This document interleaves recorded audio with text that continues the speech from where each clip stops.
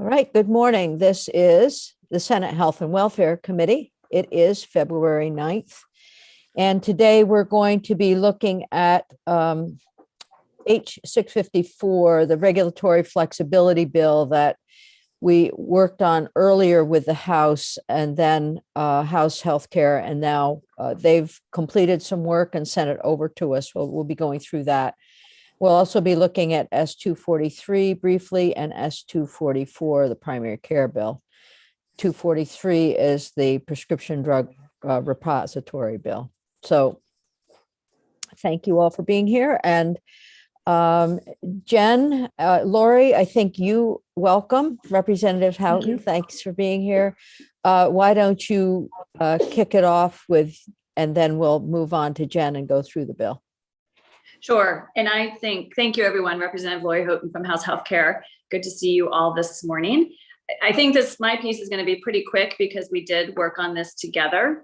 So I will say just in general, we extended all the dates until March 31st, 2023. Our intent with that was to ensure that we would be back in session should we need to take further action, and to be consistent as much as possible across all the provisions to maintain consistency. I will offer a couple things, and then I'm sure Jen will walk through the bill too and explain these. In section 3, where we address the employee safety, we did change the language from following the Department of Health to state and federal public health guidance. Again, as the pandemic has gone on, we realize that guidance may come from several sources, but we also wanted to be broad in the sources we would look at. Section 5 about the Green Mountain Care Board is a section that did expire 6 months after the termination of the state of emergency. But we did, per everyone's recommendation, the stakeholders put that back in. We also put in language that was agreed to after some work with Green Mountain Care Board, Healthcare Advocate, and VAWS that talks about requiring the Green Mountain Care Board to consider the hospital's extraordinary labor costs and investments during budgeting process for 2022 and 23 fiscal years. And so they both came with different language, Green Mountain Care Board and VAWS. When we reviewed the bill, we found this was a happy medium between the two to ensure that the hospital's voices are heard, in that it's been a really hard time and their workforce issues are worse than they ever have been, and understanding Green Mountain's regulatory capabilities and their requirement of what they do for hospital budgets. Then on section 17, I believe, I don't think the section's changed, but this is the section that talks about allowing medical professionals who hold a license in another state to care for patients in Vermont as a volunteer or as part of a staff of a healthcare facility. That language is pretty much intact, except that at the request of OPR, actually, and with the approval of the coalition healthcare providers, the staff piece, so someone working from out of state in a staff position in one of our locations cannot work for more than 6 months. 6 months, they would need to get a telehealth registration or license. Then in section 26, that talks about the Hipaa compliance, we left that again pretty much intact, but you remember there was a section in there about informed consent that would be enacted with another declared state of emergency. We removed that because if you remember, we spent a lot of time in previous sessions with this language, and we feel that providers are able to now provide, get full consent no matter how they're working with a patient. And we did not hear any concerns about taking this language out. And then lastly, we added a whole new section that I believe is section 6, temporary telehealth registration for out-of-state healthcare professionals. And if you remember, this would be the first piece of the two-pronged method for OPR to register and license telehealth providers. And so this says basically what's been happening today in this current legislation can continue through March 31st of 2022 if you're an out-of-state provider. But starting April 1st of 2022, through June 30th of 2023, you will have to register with either OPR or the Board of Medical Practice. So this is the simple registration. It has not started yet, but I'm sure both would be able to come in and tell you what they're thinking of doing. And then, as you know, we're working on the second phase, which would be the licensure, telehealth license and full licensure language in H655. I believe that is it. Jen, Harvey, if you think I missed something, I think that covers it. Lori, thank you. So, and you reported this on the floor. Yes. What was it, a voice vote? It was a voice vote. There were no questions and it passed, I believe, unanimously. Okay, thank you. Are there any areas of concern that still remain in the bill from your perspective? No, I have not heard from anyone since we passed this out that any changes need to be made. Okay, thank you. So we will, I'm sure we'll hear. Yes, you will.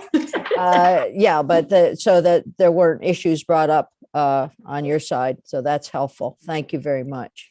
Questions for Representative Houghton? Okay, Great. this is good. Thank you so much. Thank you. You're welcome to stick around, but otherwise enjoy the rest of your day. Thanks. I'm going to go back to committee. Have a good day. All right, take care. All right, Jen, good morning. And Good morning. why don't we, you've provided us with some information that will help us with the bill. So why don't you just take over and we can go through. Great. Jennifer Carby from the Office of Legislative Counsel. I do have both the bill itself and then an updated version of the chart I think we've used in various earlier iterations to see what the provisions are and when they were, when they originally were set to expire, when they've been extended.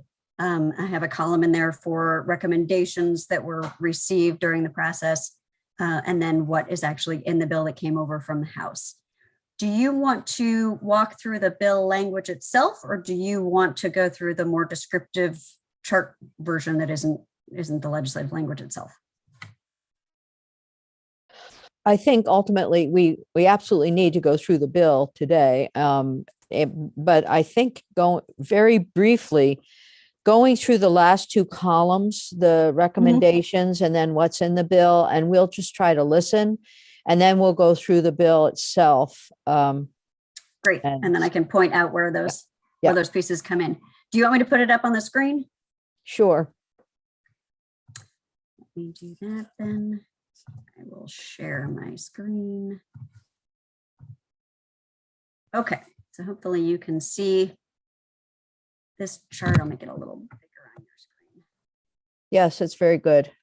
Okay, great. So this has the Act, and as you will remember, most of these provisions originated in Act 91 and then have been extended a few times. In a few cases, there have been additional bills that also, or acts that also touched on pieces of them. And there's a summary of the provision where it's set to last through an existing law, recommendations received, and then what's in the bill as passed by the House. So the very first section is a section that directs the Agency of Human Services to consider modifying its existing rules or adopting emergency rules to protect access to healthcare services, long-term services and supports, and other human services, and to consider the importance of the financial viability of providers that rely on public funding. This is currently set to expire on March, or is in effect through March 31st of this year. The Provider Coalition had recommended extending that through March 31st of next year, and that is what is in the bill as passed by the House. I grayed out these sections that are not being addressed. So Section 2 of Act 91 had to do with modifying or waiving provider taxes, and it was tied to the state of emergency. It has expired, and there has been no request to extend, and it has not been extended. Section 3 from Act 91 is the language that talks about protecting non-healthcare professional employees of healthcare and human service providers from COVID-19 by following guidance from the Department of Health regarding measures to address employee safety to the extent feasible. This is currently in effect through March 31st of this year, The Provider Coalition asked to extend this for an additional year, and there had been some interest from the House Healthcare Committee in expanding it to refer to state and federal public health guidance instead of just guidance from the Department of Health. You'd heard Representative Houghton describe that in her overview, and that is what is in the version as passed by the House. It would stay in effect through March 31st, 2023, and the providers would be directed to follow guidance, to follow state and federal public health guidance rather than the more narrow focus on the Department of Health. Section 4 from Act 91 allows the Secretary of Human Services to waive or permit variances from the agency's healthcare and human service provider rules as necessary to prioritize and maximize direct patient care, support children and families receiving benefits and services from DCF, and allow for the continuation of operations with a reduced workforce and flexible staffing arrangements. This is currently in effect through March 31st of this year. The Provider Coalition requested this to be extended through March 31st of next year, and that is what is in the bill as passed by the House. Section 5 from Act 91 allowed the Green Mountain Care Board to waive or permit variances from its laws, guidance, and standards regarding hospital budget review, certificates of need, health insurance rate review, and ACO certification and budget review as needed to prioritize and maximize direct patient care, safeguard healthcare provider stability, and allow for orderly regulatory processes that are responsive to evolving COVID-19 related needs. This provision had expired. It was valid during the state of emergency and for 6 months afterward. Since the state of emergency ended on June 15th of 2021, this provision expired on December 15th of 2021. The Provider Coalition recommended taking out that specific connection to the state of emergency and instead extending this through March 31st, 2023. They also asked for an exemption for workforce costs from hospital budget review. The Green Mountain Care Board testified, I think, in this committee, in the joint committee, that they weren't sure if it was necessary to extend all the way through March 31st of next year, because there are not a lot of Green Mountain Care Board regulatory processes that occur in the first few months of the calendar year. But in the version, but ultimately, I believe they did not express an objection to extending through March 31st, 2023. And so the version as passed by the House extends through March 31st, 2023. And that compromise language that Representative Houghton described is a directive to the Green Mountain Care Board to consider labor costs and investments and their impact on affordability when they are working on and having proceedings regarding FY 22 and 23 hospital budgets. Section 6 from Act 91 is a provision that requires DVA to relax Medicaid provider enrollment requirements and DFR to direct health insurers to relax health insurance plans, provider credentialing requirements, to allow providers to deliver and be reimbursed for services across healthcare settings as needed to respond to evolving needs. This is currently in effect through March 31st, 2022. The Provider Coalition recommended extending through March 31st, 2023, and that is what is in the version as passed by the House.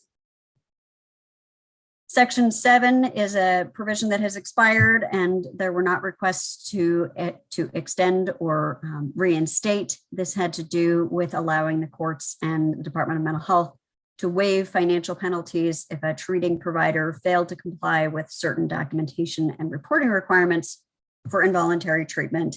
This had been a concern expressed in the early days of the pandemic, but there has not been a request to extend beyond the state of emergency.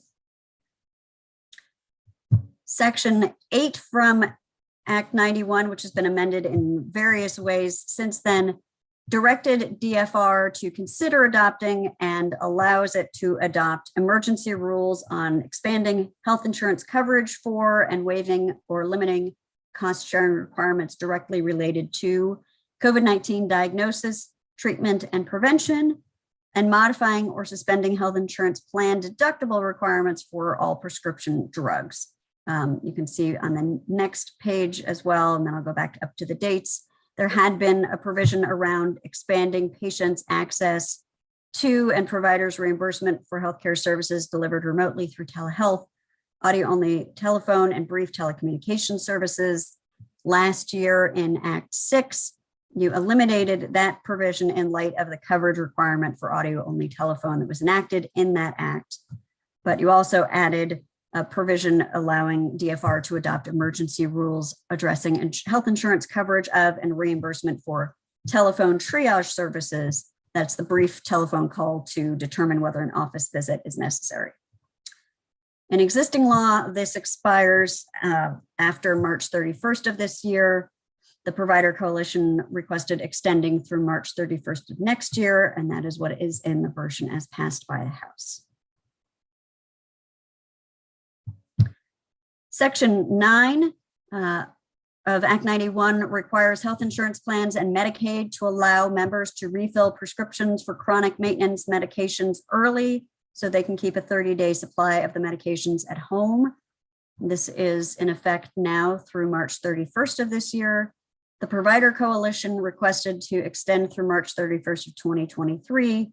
I should note that there were some concerns expressed by insurers about extending this provision, but the House did choose to extend the provision through March 31st, 2023.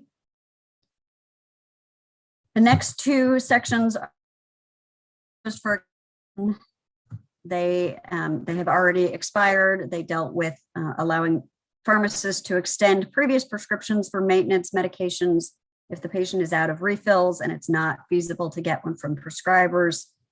Again, this was particularly of concern in the earlier days of the pandemic when it was more difficult to access services. And Section 11 had allowed pharmacists with the patient's informed consent to substitute another prescription drug for an unavailable one in the same therapeutic class, even if it wasn't a therapeutically equivalent drug, if it would have the same substantially equivalent therapeutic effect.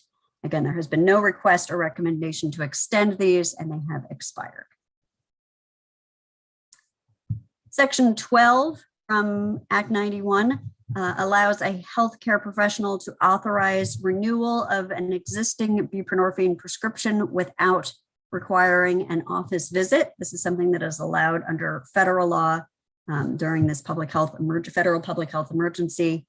This is currently slated to run out at the end of March this year. The Provider Coalition recommended extending through March 31st of next year. And this section was actually one of the ones that was considered instead in the House Human Services Committee, and they included a provision extending this through March 31st, 2023. So it's one of the few provisions that was handled in the Human Services Committee. The same is true with this next section, what had been Section 13 of Act 91, allowing the Agency of Human Services to reimburse Medicaid-funded long-term care facilities and other programs that provide 24-hour day service for their bed hold days. This is also runs through March 31st of this year. The Provider Coalition recommended extending through March 31st of next year, and that is what is in the version that came over from the House. All right, we're about to get a little different from what has been in Act 91. So Section 17, and Representative Houghton spoke to this as well. This is the provision that deems an out-of-state healthcare provider as being licensed, certified, or registered to provide services here in Vermont using telehealth or as part of the staff of a licensed facility. And Act 6 also added authorization to provide services as a volunteer member of the Medical Reserve Corps or as part of the staff of an FQHC. And then Act 69 of last year, which was in the Government Operations Committee, also added provision allowing someone to work on the staff of an other healthcare facility as defined in our CON statutes. This was a particular issue brought up by the home health agencies so that out-of-state providers could deliver home health agency services as well. And it also requires that someone who is an out-of-state healthcare professional who is planning to provide services in Vermont as part of the Medical Reserve Corps or on the staff of a licensed facility, other healthcare facility, or FQHC, they must submit to the Board of Medical Practice or Office of Professional Regulation their name, contact information, and the locations where they'll be practicing. And Act 6 had added some provisions requiring OPR and the Board of Medical Practice to provide notice of the expiration date to the relevant stakeholders. All of those provisions are currently in effect through March 31st of 2022. The OPR Provider Coalition, OPR and the Provider Coalition recommended extending the Medical Reserve Corps and facility staff provisions through March 31st, 2023, but adding in that limitation that somebody could only practice for up to 6 months. And after that, they would need to seek some sort of affirmative registration or licensure in Vermont. And that is what is also in the version as passed by the House. The OPR and the Provider Coalition also recommended adopting the Act 21 Telehealth Recommendations. Those are the ones from that telehealth working group. And this is where the House chose to split into 2 bills. So they have this bill, H654, adopts the Act 21 working group's temporary telehealth registration provisions. Those show up in sections 5 and 6 of H654.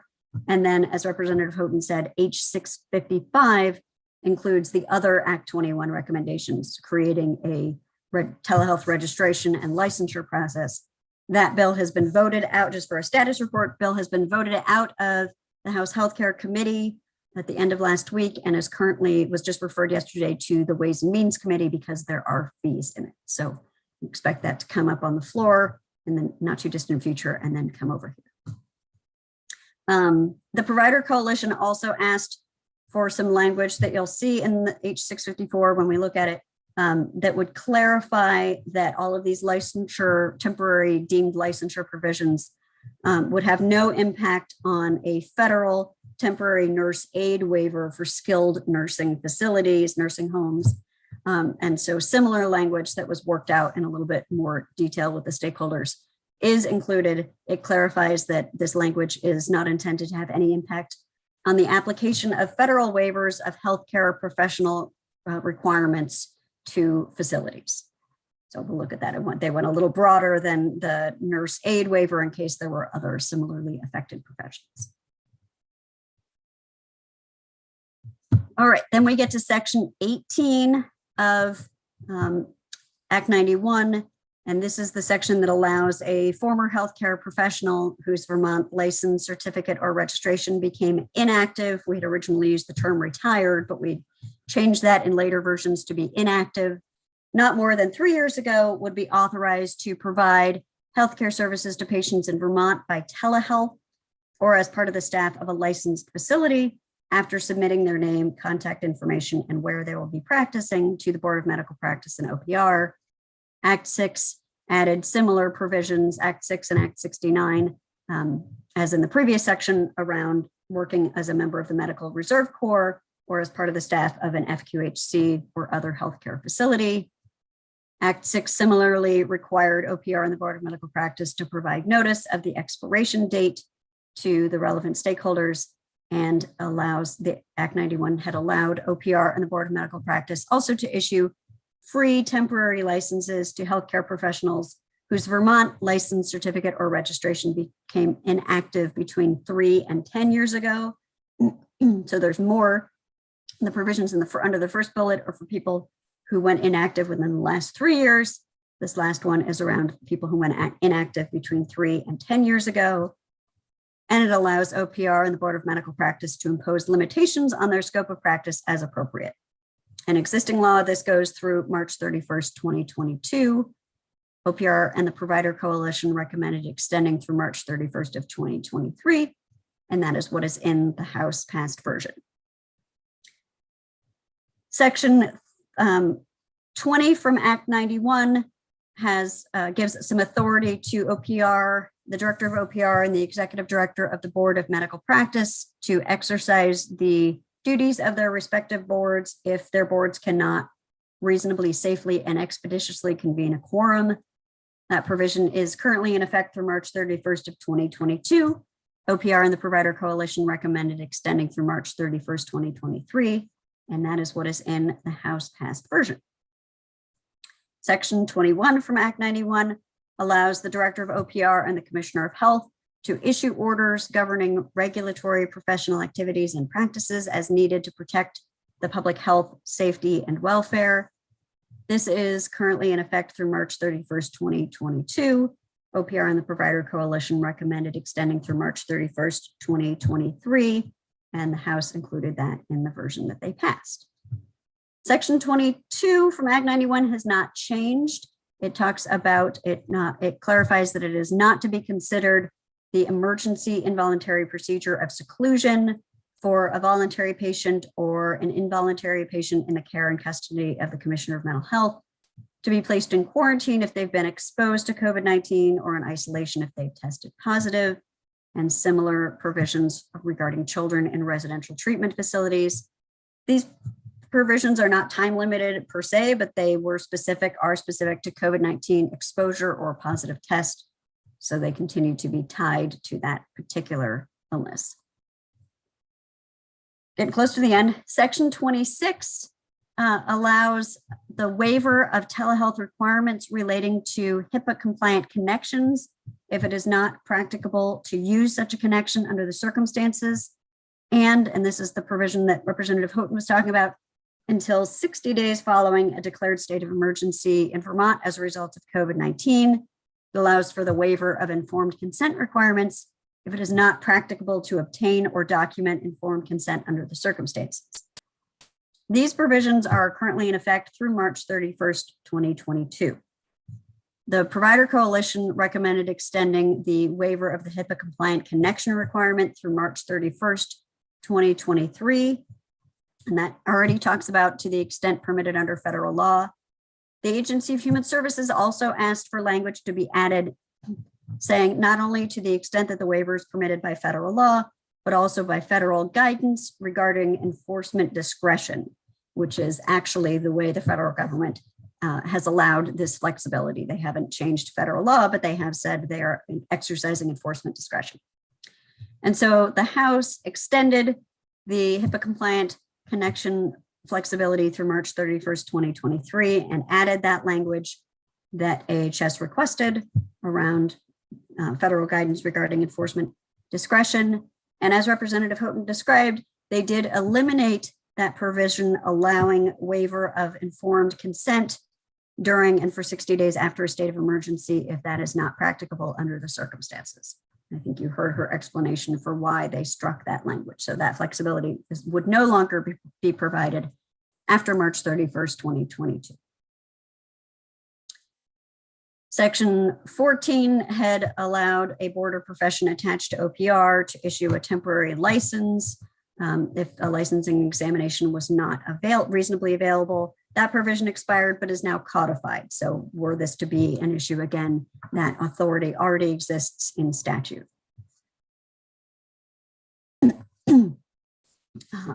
All right, now we're on to Section 15.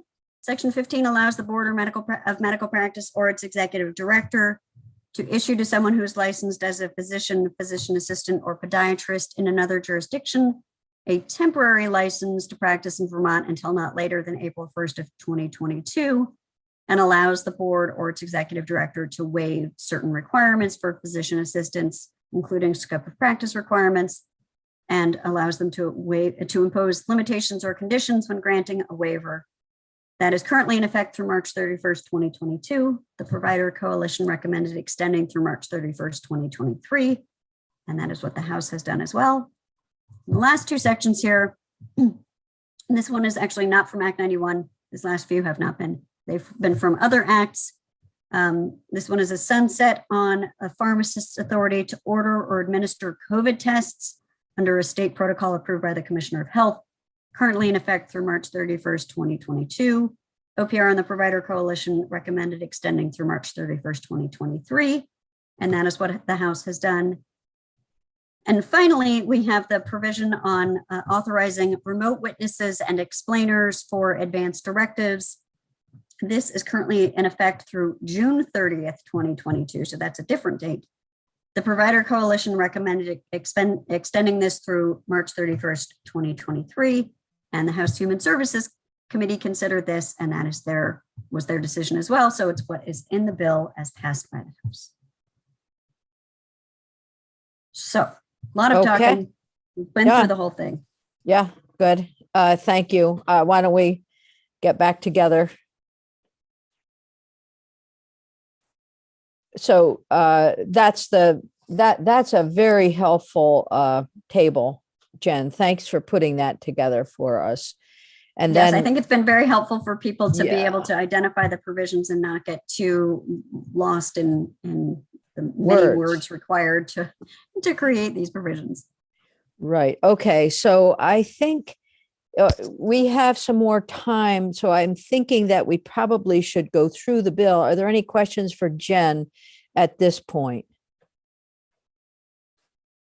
Okay. And undoubtedly, we're going to be back looking at this bill again, but we want to be able to act on it pretty quickly. I have had communications from insurance providers about the Section 9. And so when we get there, we can maybe talk about that a little bit. But I also checked in with the House Healthcare Committee about the testimony they took on Section 9 and what the concerns were. So we'll have to decide how much testimony we need to get on the bill overall. All right, so let's go to H 654 as passed by the House. Great, I will put that one up.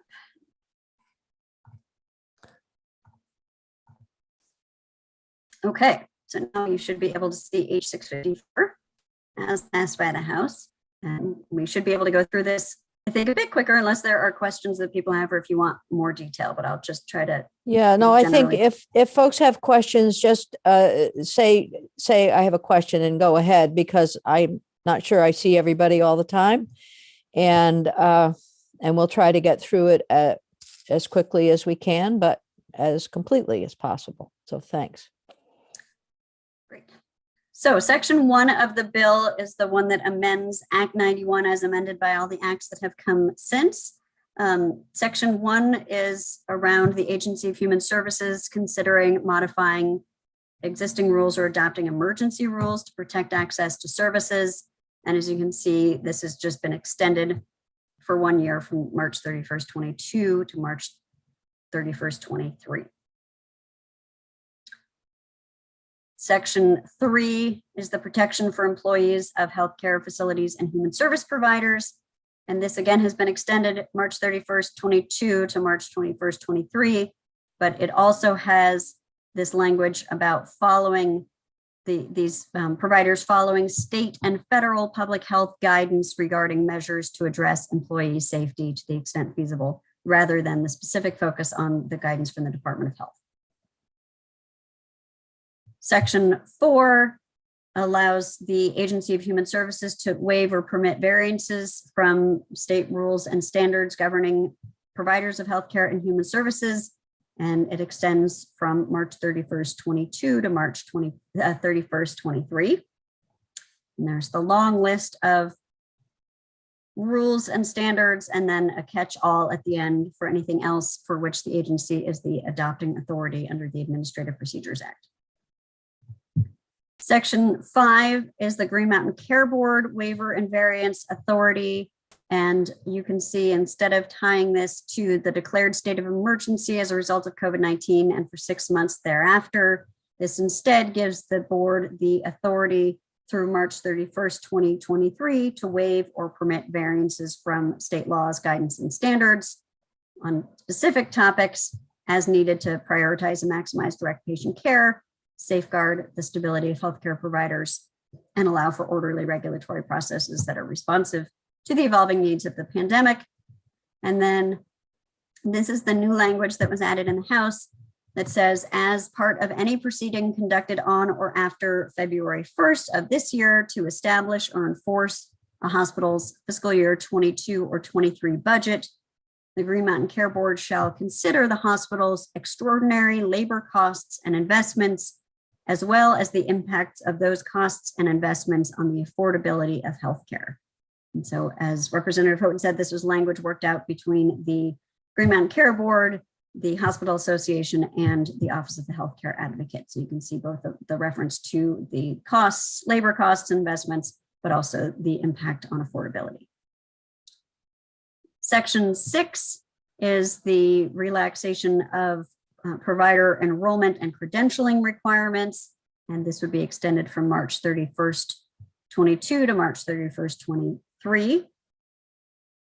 Section 8 is DFR's emergency rulemaking standards or authority, and this would extend until April 1st, 2023, which is really the same as through March 31st, 2023. Directs DFR to consider adopting and have the authority to adopt emergency rules that would be in effect through March 31st, again, 2023 instead of 2022. And these have to do with insurance coverage and cost sharing requirements related to the diagnosis, treatment, and prevention of COVID-19, and health insurance plan deductible requirements for prescription drugs. And rules adopted in accordance with the section would remain in effect until not later than April 1st, 2023, rather than 2022.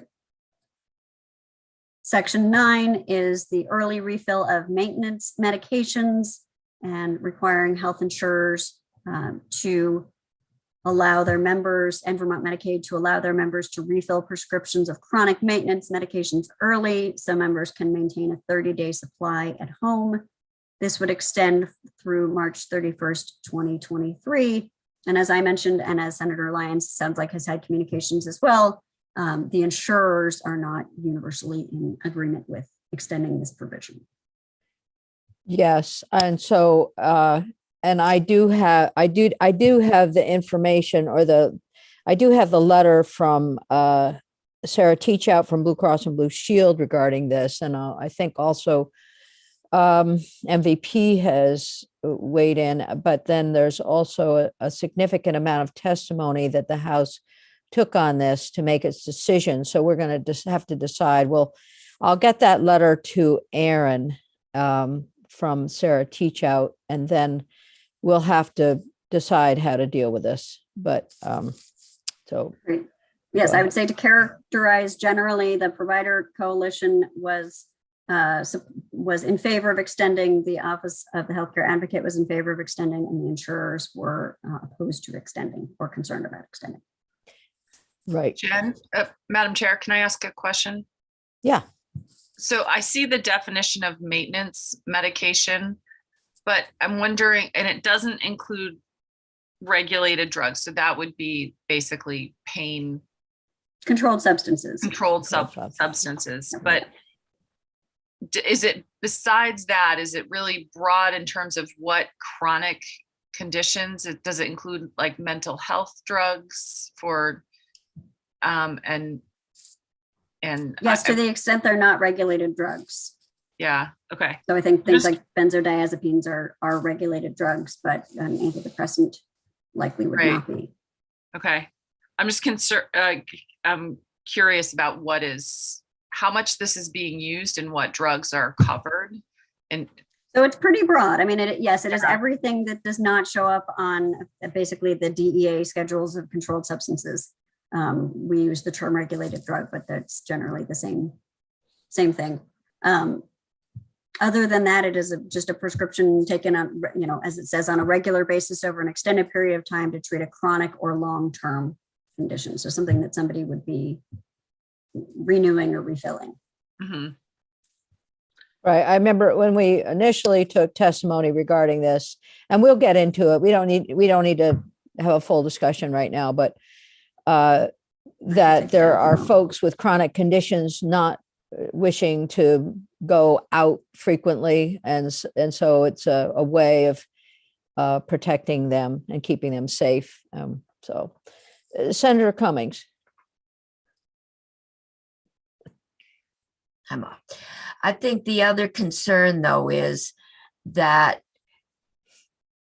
having a regular schedule is some protection against, especially seniors with dementia, of taking their drugs too often. I forgot if I took it, so I took it again. And if you were regularly running out before time, that's a red flag that you may need some help in managing your medications. And I've just had occasion to see that happening. So the question is, I don't know that we can resolve that problem. Yeah. Yeah. But I mean, that is one of the I- reasons that it's Yeah. not just open-ended. Yeah. If I go in 2 weeks after I just filled my prescription, the pharmacist is going to say, what happened?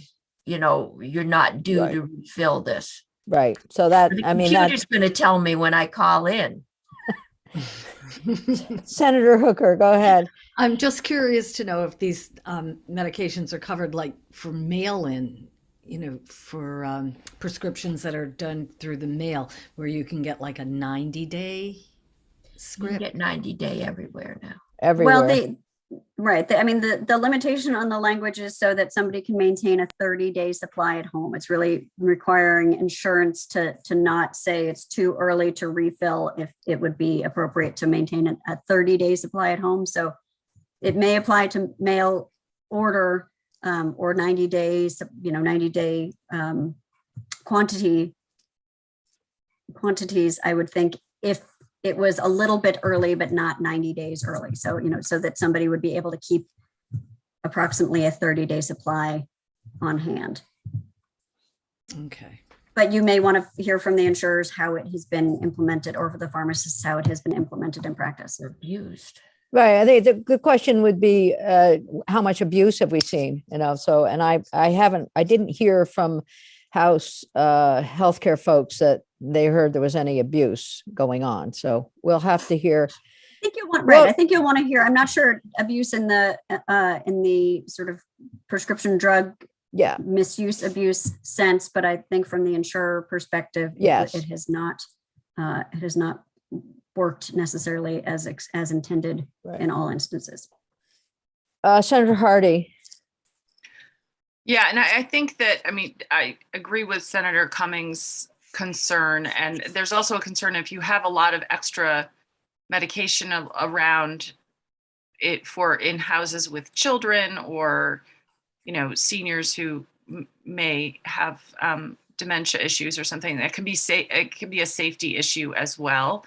And if people are switching medications, like, oh, this blood pressure medication isn't working as well, switch to this one, and you have a 30-day supply that you don't use, drives up the cost of prescription drugs, which is something we're all trying to prevent. So I would like to hear more on this one. And I think it's pretty easy now to fill your prescriptions. There's home delivery, there's mail-in, there's a lot of different ways. People don't have to go out in person to get them anymore.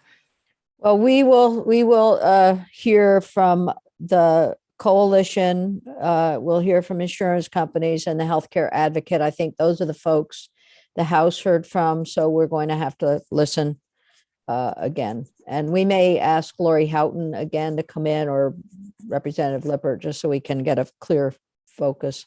Senator Cummings. You're muted, Senator. This is going to be a habit. There's no one else here. When we did this at first, pharmacies and doctors' offices were shut down. Yeah. You couldn't do things. Then when the House took this up, we were in the middle of the Omicron surge, and I haven't been out in weeks except to walk by myself. But suddenly that's all going away. We're back down to the 100, 200, and it's a balancing act, because we are taking added risk here by allowing people to practice without the oversight they used to practice. Maybe we had too much oversight, but the landscape, the background for which we are doing this is rapidly changing. And for me, the question is, how much risk do I take with giving less than the best Well, so Senator, these are questions that we're going to have to ask when we have testimony on this. I don't think I'm prepared at this point to draw a conclusion. So I don't think any of us are, and I don't think we should side with one group or another at this point on this, but look at it objectively. I do have a concern about thinking that 200 cases a day is a good thing.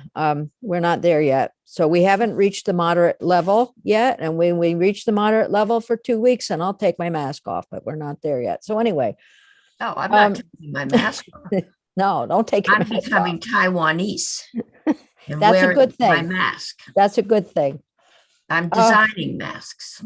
So Jen, let's go back to we just have had that little discussion on section 9. Concern Yes. has been brought to us, and so we will take that up on that section. And then why don't we go ahead? Great. So we will move along to section 12. This is the buprenorphine prescription renewals. And this would extend from March 31st of this year through March 31st of next year, and to the extent permitted under federal law, the authority for a healthcare professional who is authorized to prescribe buprenorphine to treat substance use disorder to renew a patient's existing prescription without requiring an office visit. So this is just renewals. This is not initiating a patient on buprenorphine. Section 13. I'm sorry. Could I just ask you a question? It says to the extent permitted under federal law. So do you know what the federal law is on this?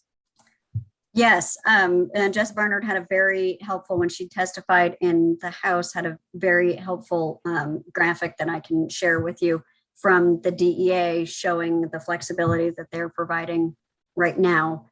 So yes, this is permitted under federal law now during the public health emergency. I'm not clear what it will be going forward, but they are actually allowing, I think, even beyond this flexibility. So Okay. Yes. Great, thanks. This is allowed. Yep.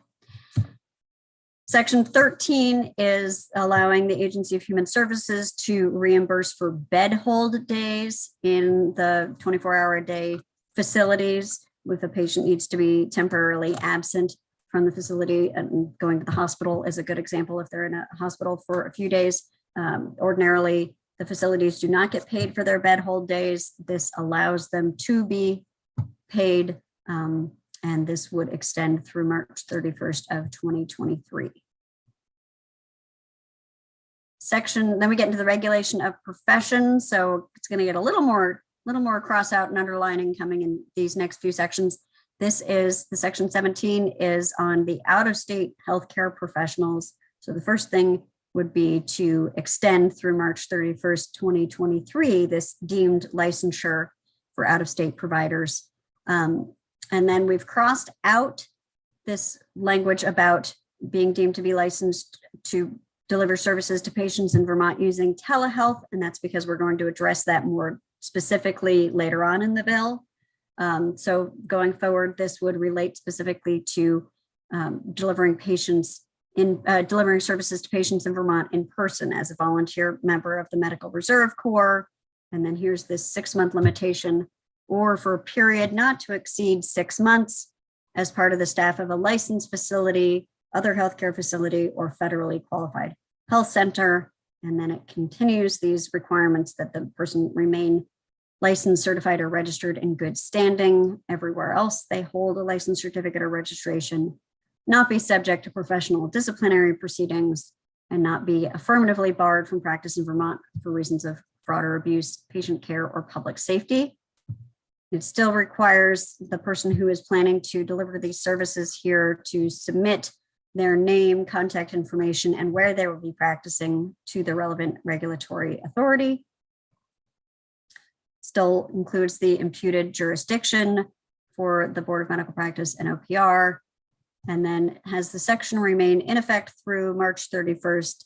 Again, this extension to 2023, provided the healthcare professional remains licensed, certified, or registered in good standing. And then new language throughout the period that they're practicing in Vermont, which shall not exceed 6 months for a healthcare professional providing healthcare services as part of the staff of a licensed facility, other healthcare facility, or federally qualified health centers. Just kind of, again, reiterating that 6-month limitation. And then extending the date reference to the date for the Board of Medical Practice and OPR to provide appropriate notice when that authority is expiring to those providers. And then finally, nothing in this section is intended to limit, restrict, or modify the application of existing or future federal waivers of healthcare professional licensure requirements to licensed and certified facilities. So a few different changes going on in here, pulling out telehealth, adding that 6-month limitation, and then having that no effect on federal waivers, application of federal waivers to licensed and certified facilities for waiving healthcare professional licensure requirements. So Jen, does this, if somebody wanted to continue to practice after 6 months, then they'd have to apply for a license, is that? Right. If somebody was going to wanted to work in Vermont for longer than a 6-month period, then the board or OPR would need them to pursue a license, certificate, or registration here. Okay. And I believe the testimony that was received on the House side was, at this point, people have been practicing here without a license for going on 2 years. There was not interest in allowing that to continue indefinitely. So putting some parameters around the duration. All right, then section 18 is the inactive licensees, and this is extending through March 31st, 2023, that authority for a former licensee who has gone inactive to provide services in Vermont. And this does continue to include telehealth. So the telehealth licensure piece is dealt with separately for out-of-state providers, but not for recent retirees or inactive. And so just pushing out the date a year in each of the provisions. So the notice requirement, providing appropriate notice of the expiration date, on that to match, refer to 2023, and then also pushing out for another year that ability for the former healthcare professionals who went inactive between 3 and 10 years ago to return to the workforce on a temporary basis. Section 20 is that authority for the Board of Medical Practice and OPR to act on behalf of their regulatory boards if necessary, and extending that authority for an additional year through March 31st, 2023. And then still requiring them to post their action, any actions that they took under that authority on the appropriate website. Section 21 extends for a year the authority of the Director of OPR and the Commissioner of Health to issue emergency regulatory orders as needed to protect the public health, safety, and welfare. Then we get to telehealth. And so again, a couple things going on here. First, we're pushing out the date through March 31st, 2023 for the waiver of the HIPAA compliant connection requirements for telehealth, and adding this language saying, to the extent that the waiver of these provisions is permitted by federal law or guidance regarding enforcement discretion. And again, this is because the federal government has been exercising or allowing this flexibility by indicating that they are exercising enforcement discretion. And so that is specifically on the HIPAA compliant connection, both delivering services using a HIPAA compliant connection and representing to the patient that the services will be delivered using a HIPAA compliant connection. That is not required if it is not practicable to use such a connection under the circumstances. And that's the existing language, but also important to remember, this is not just, for our purposes, not just a wide open waiver, but a waiver if it is not practicable under the circumstances. And at this point, there are a number of platforms that do provide a HIPAA compliant connection for providers using telehealth. And then this is striking out the language that we talked about earlier, saying that until 60 days following a declared state of emergency in Vermont as a result of COVID-19, a healthcare provider is not required to obtain and document the patient's oral or written informed consent for the use of telemedicine or store and forward technology before delivering services to the patient, if doing so is not practicable under the circumstances. And so this is a provision that would have otherwise kind of been re-triggered, reenacted, or effective again if there was another state of emergency, but by striking it, it would no longer come back into effect and if there was another state of emergency declared. All right, section 2 then is the Board of Medical Practice and some temporary provisions around physicians, physician assistants, and podiatrists. And this allows temporary licenses through March 31st, 2023, rather than 2022. And some authority to waive requirements for physician assistants, again, through March 31st, 2023, instead of 2022. Section 3 also extends until March 31st, 2023, the sunset on the authority of a pharmacist to order or administer a COVID test. Section 4 extends the authority until for a rule to be enacted until and in effect until not later than April 1st, 2023 for telephone triage services. This is health insurance coverage and reimbursement for telephone calls used to determine whether an office visit or other service is needed. Then we get to sections 5 and 6. And so these are the new provisions around telehealth for out-of-state healthcare professionals. So this says, notwithstanding any provision of our professional licensure statutes or rules to the contrary. And so this section 5 is really looking at, because this act is effective upon passage, which presumably would happen before March 31st, 2022. This is just trying to extend those existing provisions around a healthcare professional who's licensed somewhere else being deemed to provide services in Vermont using telehealth. So this is just going to cover whatever that period is from the date of passage through March 31st, 2022, sort of same rules, status quo of what has been happening. Someone who holds a valid license, certificate, or registration elsewhere would be deemed to be licensed, certified, or registered to provide services to a patient in Vermont using telehealth, as long as they're in good standing wherever else they are licensed, certified, or registered, not subject to any professional disciplinary proceedings anywhere else, and not affirmatively barred from practice here for reasons of fraud or abuse, patient care, or public safety. And so just by way of a little background on this, you'll see in the next section, it creates a new temporary telehealth registration process as kind of an interim to get to the full telehealth licensure and registration in H655. But I realized as right at the end of when the House was working on this, that because this act takes effect on passage and the new provisions you'll see take effect on April 1st, we were going to have a little window of time where telehealth would not be allowed for out-of-state healthcare professionals. And so this is just to cover that little period between whenever this bill is enacted and March 31st. So business as usual, status quo for that period. It's using all the same language that's in our existing provisions from Act 91, but just specific to this period and to telehealth. And I've tried to create kind of a bridge here. So we've got the imputed jurisdiction, and then subsection C says this section will remain in effect through March 31st, 2022, as long as the person remains in good standing, beginning April 1st, 2022, and continuing through June 30th, 2023.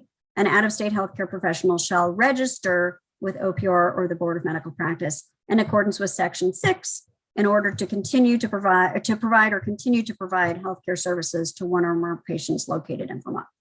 So then that sets us up for Section 6, which is the temporary telehealth registration for out-of-state healthcare professionals.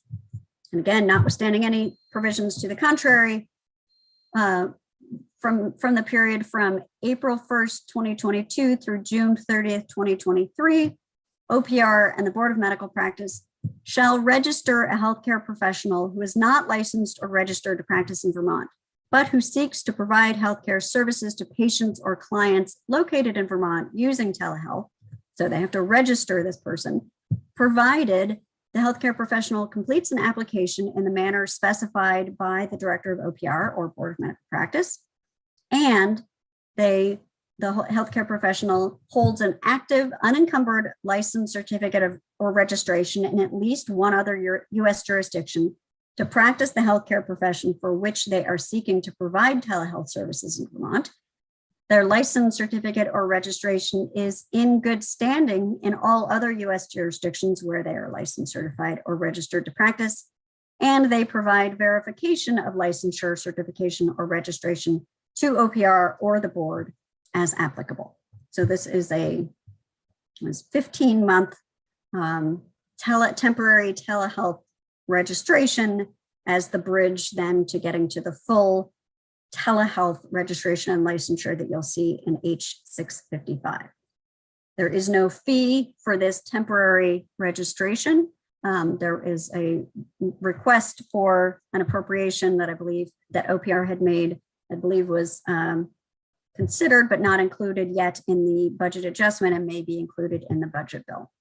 So we'll see where that goes. But that is instead of charging for registration. OPR otherwise is fully fee-based for their regulatory activities. Almost to the end, section 7 is around the advanced directives and remote witnesses and explainers. And I took out the reference specifically to the COVID-19 state of emergency because we're now outside of the state of emergency. But this, unlike other provisions that we've been looking at so far, is a statutory provision. So we're actually going in and amending the statute. It's in the chapter on advanced directives. And as you may recall, these provisions deal with advanced directives executed by a principal within specific dates and deeming it to be valid, even if the witnesses or explainers or both were remote. So in this case, an advanced directive executed by a principal between June 15th, 2020 and March 31st, this would now be 2023, would be deemed to be valid even if it was signed outside the physical presence of one or both of the required witnesses and continues with the same conditions that are in the existing law. And similarly for, as you may remember, there are additional, there's a requirement for someone to explain the advanced directive to the principal if the principal is being admitted to or is a resident of a nursing home or residential care facility or was being admitted to or was a patient in a hospital. There's some additional requirements around explaining the nature and effect of an advanced directive. And so this is specifying the period during which the advanced directive would still be valid, even if that explanation was done remotely, and expanding that date out through March 31st, 2023. And the act would take effect on passage. Thank you. That's terrific. So we have this bill in front of us, and now we've identified some folks we'd like to have come in to testify. Before I get to that, are there questions of clarification for Jen? Okay. I feel like I've been through this bill about 50 times. So, which may be accurate. Let's think, what I think we should do is we'll have the Healthcare Alliance come in because they've been so important to structuring the bill and bringing recommendations. And then more specifically, we're going to be asking the insurers, the healthcare advocate, whether we need to ask the board, I'm not sure about that, but we'll have folks in particular, and I think maybe a pharmacist. I think of Jeff Hochberg. I think he testified in the House on the Section 9, so we'll have him in, and we'll get some information that will help us fill out our understanding. And I think that's really all we need. I think we just need a little more time on this bill, and then we'll take a quick walk through again to see if there's anything that we're interested in changing. So that won't happen this week. but it could possibly happen fairly quickly next week. I've just looked at some of the planning for next week, and I think we'll try and fit it in as quickly as we can. Because if this can get out and over to the governor's desk before March, that'd be so awesome. Oh, okay. Any questions then? All right, we're very good. Thank you so much, Jen. This has been extremely helpful, clear. We're all going to be experts on this bill, and then it's going to disappear next year. All right. So we'll move on. We have S-243, which is the unused prescription drug repository bill, and our ledge counsel for that is Tommy Mandel, who is here. And Tommy, we'll reach out. We'll call a friend as needed. And Yes, so David, I think Tommy does have some information for you based She on does. your questions last time. Yes. that's awesome. I'm going to ask a question of you, Tommy. Do you think that it will help us as we hear from David Englander, or shall we hold off until after Department of Health has testified? What I've done is compiled all the regulations I found from states who do have programs regarding fees they charge for Okay. the reused drug. So I've compiled that into a chart, and I can share that with Aaron once all the states are in. Okay, so that's very helpful. And have you looked also at the bills that, for example, I know New York has a take back program. And I probably ask David Englander about that as we go ahead, but have you looked at the way that I know that they passed it in 2019, but it hasn't gone into place because of the pandemic. So it may have been a little more difficult to find. Okay. I've not looked into that, but I can do that. Okay, that would be helpful. That'd be I terrific. will send that link that you, Senator Lyons, I'll send the link that you sent to me to Tommy, and then she can. Thank you. Thanks for Look. doing that. It Yeah, was sorry, I my didn't do that. oversight. I should have sent it to Tommy as well. Thank you. All right. So Tommy, we're going to move on. We'll go to David Englander and then we'll come back. So thank you. Thanks for all that work being here. All right. So we're on to S-243, and David Englander is here from the Department of Health. Thank you for being here. So we welcome your testimony. Good morning. My name is David Englander. I'm the Senior Policy Advisor to the Commissioner of Health, Senior Policy and Legal Advisor. It's a very long business card. My testimony is not extensive. This is S-243 requires that AHS further investigate the use and the efficacy and the cost of an unused prescription drug program, and this is something that the department and the agency fully support. This is, I think, appended to my testimony is the report that we wrote in 2017. This is something that we can do, we will do, we want to do. You don't even need a bill. We'll do this. Okay, we don't need a bill, but so the question I have for you is, I'm starting, as these things happen, then we hear about, who's going to be responsible for paying for the collection or the collection system. So has the Department of Health thought about some of the nuance to the program? Well, to be frank, our thinking is reflected in the report from 2018, and we haven't gotten together with stakeholders and our partners within state government since then to talk about it. That would be our intention going forward as we revise and update the report. There is a line in the report that says, I believe that there was an agreement among the stakeholders that patients and providers should not be paying for it. So we'd be looking for an alternate. The stakeholder. This is a quote from the the report, stakeholders agree that patients, pharmacies, and clinics who use the program should not pay to do so. The pharmacies and clinics will not be reimbursed for their services, therefore will be contributing in kind. So what we would do is we would look at how that's working in, our model at the time was Iowa.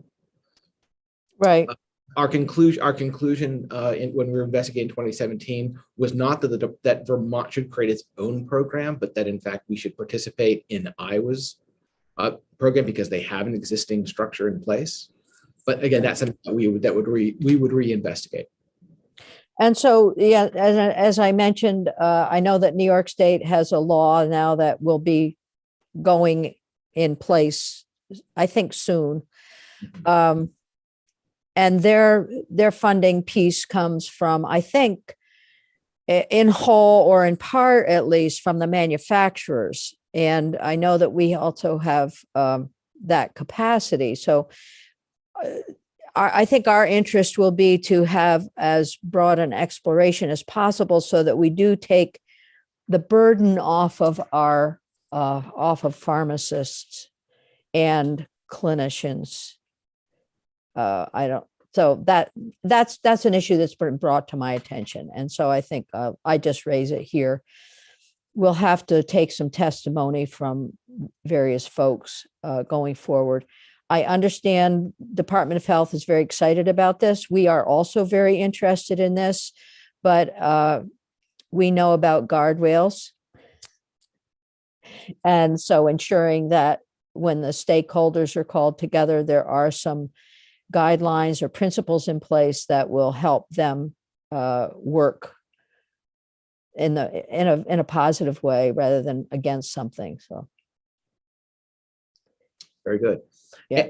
And also I'll put in a plug for H462, which I believe the committee now has jurisdiction of, which has a drug take back kiosk component.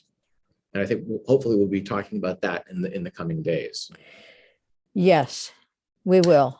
Sooner or later. Because it is important to understand that these programs that as currently constituted and envisioned accept drugs from institutions, from hospitals, from long-term care facilities. It's not consumers. So the reason I mention it is because the consumer piece is hopefully will be at least in part addressed by a drug kiosk take back program. Okay, well, we'll that is in another bill. So we'll have to look at that again. Okay. Senator Hardy has a question. Thank you, Madam Chair. Mr. Englander, so you said you don't even need a bill to do this, but this report is from 2018. So I guess my question is, if we didn't pass the bill, what assurance would we know that would we have that you're doing it? You have my personal assurance. I could provide you written assurance. I could provide you parchment with sealing wax and a signet ring stamp. Okay. I'm just saying, we have no objection. I'm telling you, even without a bill, we're going to do this. Okay. And you have the department's commitment to doing it. And so I'm just skimming through this report that you provided us, and looking at the people who were on it. And I have mentioned this in the past. Have you worked with the free clinics? Because they have a small program where they reuse medication, and it might be helpful to have them in the loop about how they do it. And then the kiosk program that you mentioned, I haven't looked at H462 or whatever bill it is. Would that be helpful to have as part of this bill? To have that program be part of this bill that basically asks you to study it? I conceptually they are two different things. So I think that they can sit in different bills and that will be fine. They will work in harmony together. Okay. Thanks. Madam Chair? Yeah, go ahead. Thank you. Mr. Englander, what was the timeline on this program that you've already studied and said that you're putting into effect, or the department wants to put into effect? So it's not the program, it's updating the report. So we could, I've not yet reached out to stakeholders to see what a reasonable timeline could be. I could commit to having it done by the end of the year. Okay.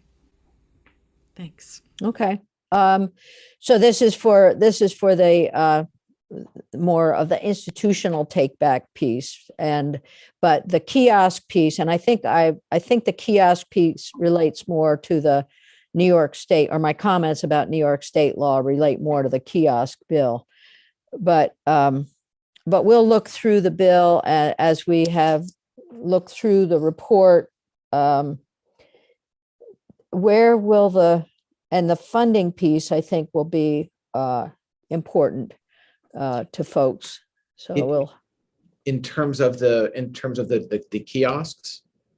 I'm talking about the current bill that we're looking at. Oh, yes. Yeah. Absolutely. And of course, as Yeah. you know, we do have a funding mechanism via the manufacturer's fee fund. So Yes, I do know that's where I was headed. I could see it in your eyes. My favorite place to go. And I don't know, I haven't looked at it. Is it possible that you could get us a balance sheet for that and show us what's currently there and what's Sure. committed? That would be helpful. Sure. Okay. All right. So Madam Chair, can I just yeah, ask go ahead. two quick questions? So David, what you committed to was to do the report, not implement the program, just to be clear. Correct. That's what you're gonna sign on parchment in blood and send to me at my house. Okay. I believe I said sealing wax. Sealing wax, okay. And then this report, you said, recommends participating in the Iowa program. Yes. And I realize this report is now 4 years old, but would that just be, since Iowa, as I'm sure you know, is not next door, would it all just be these institutions would mail their prescription drugs to Iowa? How would Vermonters benefit besides that institutions could get rid of old medicine? Sure. So there'll be a small number of folks in Vermont who would collect and inspect those unused prescriptions, and they would be shipped to Iowa from a government institution, from an organ within Vermont state government. And would the medicine then be able to be used in Vermont, or is it just a means of getting rid of medicine that's being unused? My understanding is that the Vermont medicine wouldn't necessarily stay in Vermont, that we would get what we needed from Iowa based on whomever is contributing to the Iowa program. Got it. Okay. Thanks. So we do have some things to understand before we move forward and decide that we don't need a bill or we do need a bill. So I think your time is limited today, I understand. Is that accurate? Yes. Okay. And are you the best person to come in and testify on about the details of what you think will and should happen with the program? You mean when we've done the updated report? Well, you're just talking about an updated report at this point. So Sure. Yes. yeah, okay. All right. Okay, any other questions for David Englander? All right, so we hopefully we'll have a chance to look at the kiosk bill. I'll call it the kiosk bill, which is slightly different. The individual drug repository return program for reuse, and we'll come back to this bill. I think we do need to do some thinking about how best to proceed, and we'll have to look through the report one more time.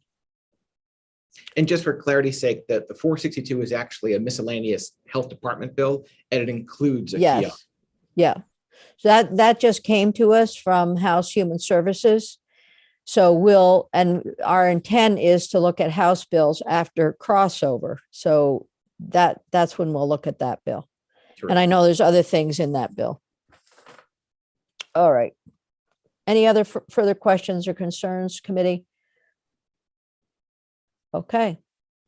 Thank you. And thank you for being available. We will certainly have you back in on this bill. It was a pleasure. Thank you for having me. All right. Thanks. Take care. You too. All right. So committee, our next step, this one will be interesting because we're just asking for a refresher on the study. And Tommy, you have you have some information for us. So what is it information that you can put up on our webpage? Do we have it there? Let's see. Not there yet. I'm looking through all the states that have programs and compiling the handling fees they charge to Okay.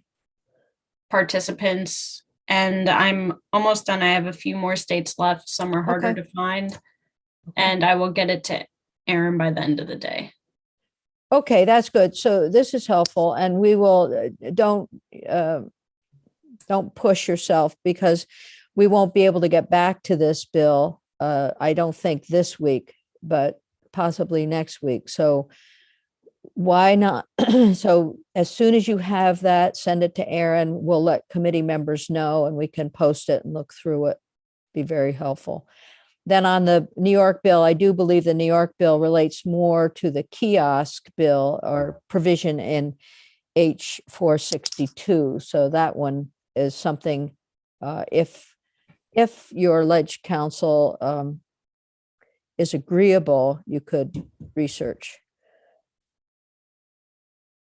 Is that agreeable, Jen? Thank you. Sure. Okay, that's great. Terrific. All right. So we'll be set with that. We need that information, and then we'll have David Englander back in on the bill and do some thinking. All right. So let's move to S 244, I believe, and we have a significant amount of testimony on 244. And I do know that there are some folks who have time considerations, so we want to get them in. Aaron?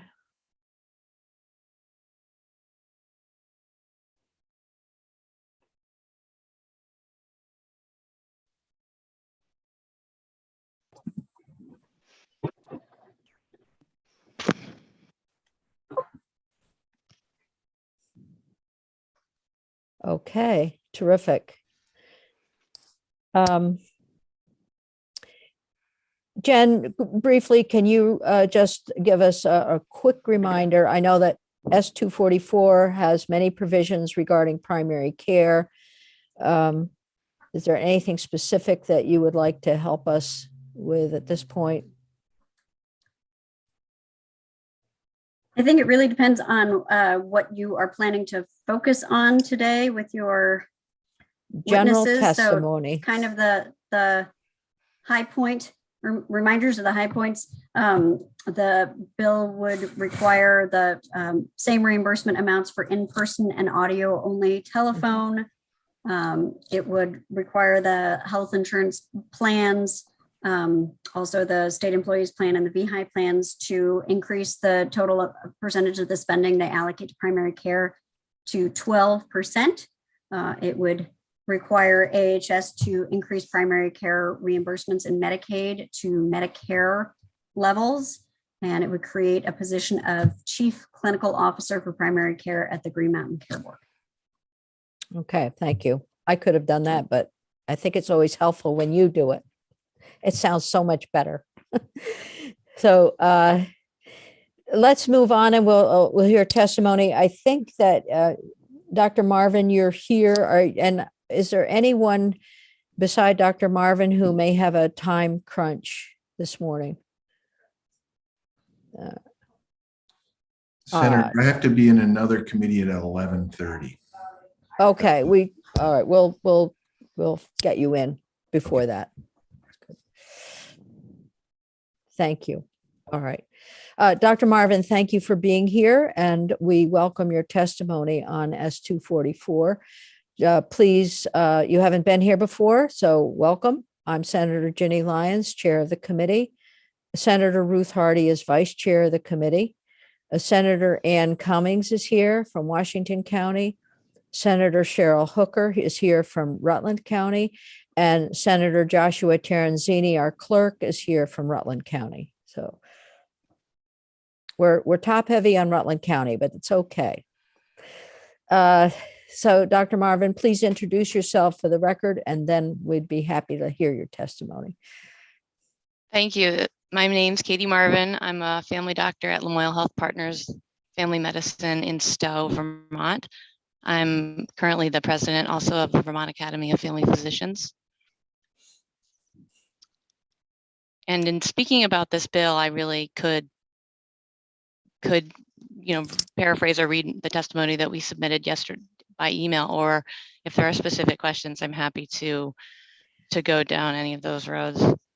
I think it would be helpful for you to go through your testimony briefly, and then that'll help us dive into some questions. Absolutely. Well, I'm here to submit testimony for the bill S-244, as we know. And I think it's no secret that primary care has felt, specifically family medicine, has felt underfunded, fairly stretched thin for decades, and made worse clearly by the pandemic. And we need the support of this bill because it really prioritizes primary care. And I like it because it tackles the problem from several angles. It provides increased reimbursement. It requires, it justifies the audio only telehealth, which has become a real essential part of our practice. And it also provides representation at the Green Mountain Care Board, which I feel is really necessary. So just starting with audio only compensation, I believe these should be paid on par with our other office visits. They're very valuable use of time.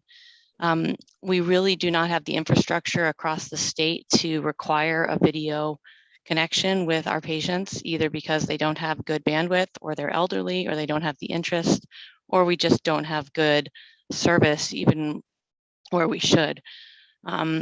For these audio only calls, this was almost the silver lining of COVID, because for many, many years, these would have been nice to have, both for a reimbursement for work that's being done, but also just for patient safety and patient convenience. It's a real advantage. Some of the examples that I've spoken about before, I think last year I talked about this 92-year-old patient of mine who really didn't want me to come visit, but we needed to have visits with her frequently just to talk about her anxiety and her medications and how she was doing. And these phone calls were absolutely appropriate. Last year I diagnosed a 1-year-old with diabetes over the phone, which was life-saving. Our behavioral health team had a significant increase in their patient volume and almost no-show rates with the introduction of telehealth. And also, from a specialist standpoint, a specialist who's is a radiation oncologist at UVM asked me to relay that for her patients she has a very big catchment area across upper New York and all of Vermont. For those visits, they are really an exam is not required, but these are very detailed visits where they need to go through lab findings, medication doses, change expectations, counseling, and just to save these immunocompromised people a trip into the hospital if they don't have video is really appropriate.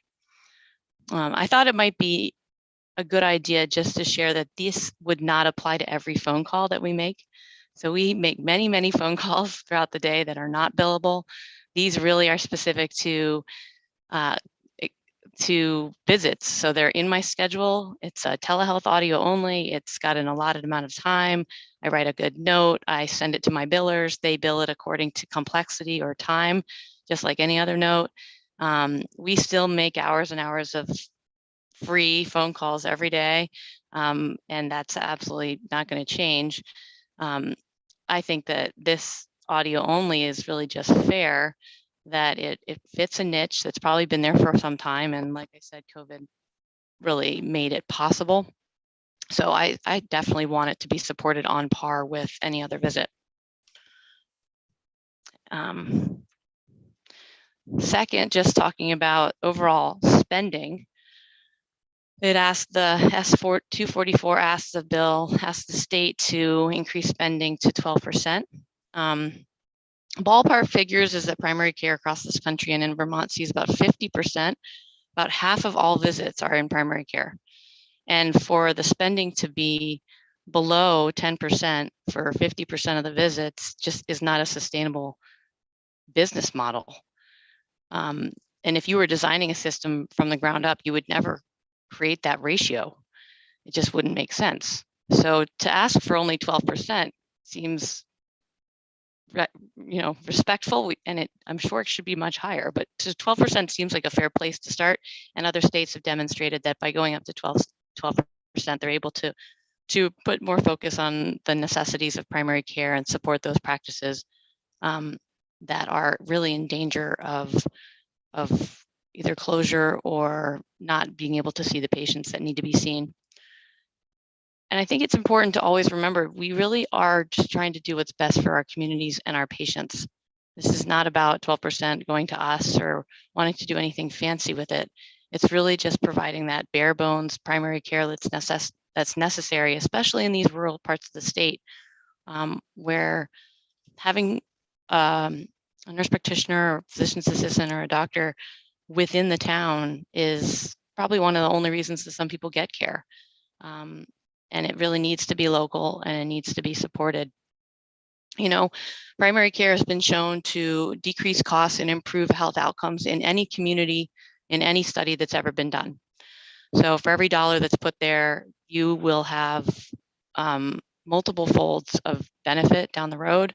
And, there's some that share my opinion that the neglect of primary care over the past several decades is probably one of the reasons that COVID was so destructive in our country. There's just a lot of unmet health needs and a lot of unmet primary care needs that, if bolstered, could potentially have provided just better underlying health. If we were properly funded, clinics could really compete with hospitals to hire nurses and staff. We could really be trained to do we could really do what we've been trained to do, which is really to take care of the fundamental needs of the community and have the staff and providers that we need to do that. So that funding stream to me seems fair, and in some ways, it was hard for me to imagine that it was still only to 12%, but I think any small increment is great. I love family medicine because you never know what you're going to see.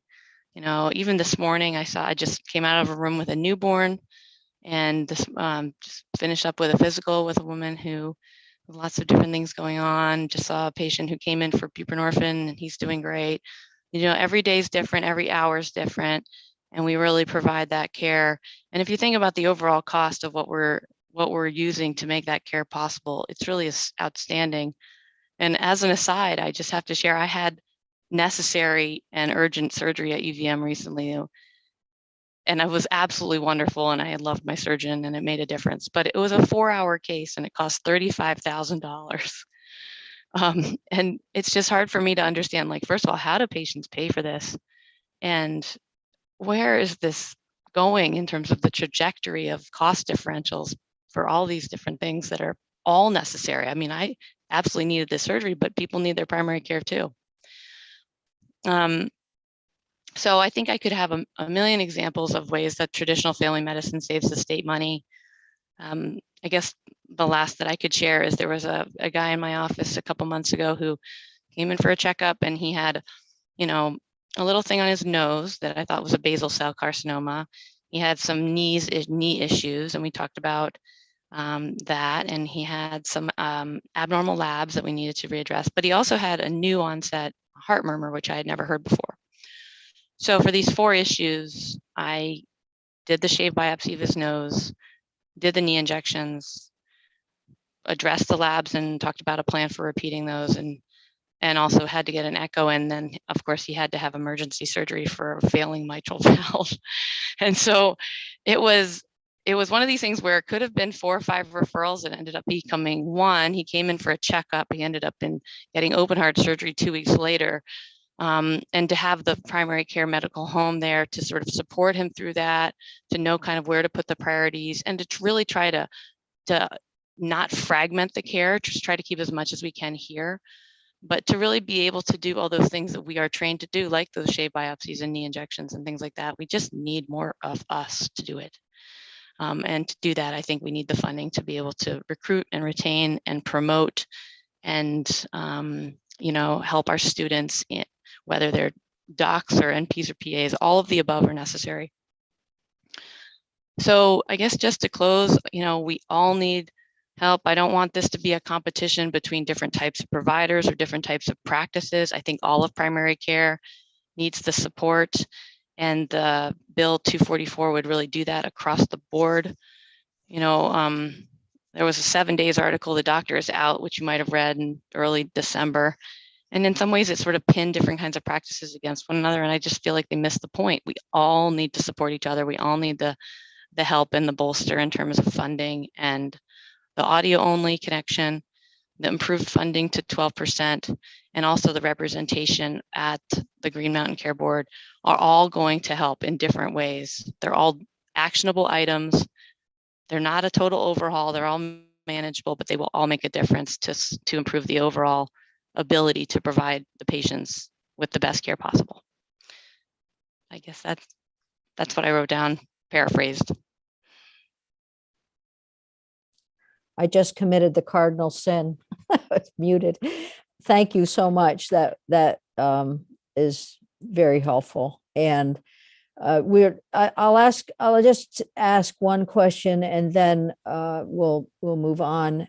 Are you familiar with the audio only kind of experiment that is going on between 2022 and 2023, collecting data to look at audio only, that has sort of prescribed a 75% reimbursement rate?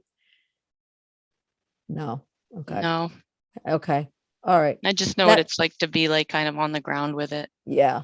No. Okay. I mean, there are a lot of times where we try to have a televisit, like we'll set it up as a televisit and give them a Zoom or a Fuse connection. And we get 5 seconds into it and I can't hear them because the video's on. So I just tell them to turn the video off so that we can actually get enough bandwidth to talk.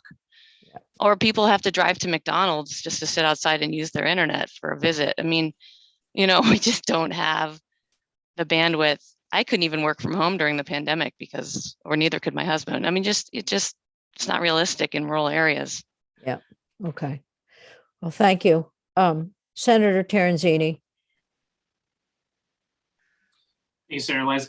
And thank you, Dr. Marvin, for your testimony. I was reading it as I was listening to you. I really appreciate you clarifying the portion about how many of these, so-called free phone calls you make, because I know we've had previous discussions, what would constitute a telemedicine visit, what wouldn't, and so on. And I think about my wife and I, we have 4 little kids all under the age of 9, and as many times a week, a month, we're on the phone with the doctors or they're calling us back. We would literally be bankrupt if they charged us for every phone call, right? So Mm-hmm. I appreciate you clarifying that a little bit, because I think there's a lot of integrity in the program, and you as professionals would determine largely what is a telemedicine visit and what is basically a follow-up phone call just to report the news. So thanks for being here. Well, if I can add to that, there are some places that require people to come in just to go over labs. I mean, if there's a distinction to be made about what's a free phone call and what's a visit, that would hold true for office visits just as much as an audio only or a televisit. There are places where you have to go see your provider just to go back and talk about labs or results. And then other providers would just make the phone call and make it part of that visit. There's not a strict definition about when one's appropriate versus the other. And so that's not really an audio only question. That would apply to kind of any situation. Thank you. Senator Hardy. Thank you, Madam Chair. Since this topic was brought up, Dr. Marvin, what Senator Lyons is referring to is last year, we spent a lot of time in this committee creating a compromise on audio only, because as you know, and as you have testified, audio only is a fairly new service in terms of it being considered a visit. It was just during the pandemic that audio only was started to be used as a real visit. And there's no data about the use of audio only and what's appropriate for audio only and how audio only should be paid for. So the compromise that we reached last year is that audio only is allowed. You still can provide an audio only visit, but for a period of time until data is collected and can be analyzed in terms of how it's used and for what types of visit it's appropriate, it would be reimbursed at 75% of an actual visit. So there's no restriction on you being able to use it. And it's only for a short period of time while we're able to collect data so we can understand how audio only is being used in practices. And this is just not just for primary care. It's also, as you mentioned, audio only is used by specialists as well for their services. And the type of visit that you described with the patient where you diagnosed him with multiple different things wouldn't have been possible with audio only. So there are a lot of questions about audio only in terms of the quality of care and the cost of care and using it. And so I feel it's really strongly that we need to get data and make sure that the audio only is being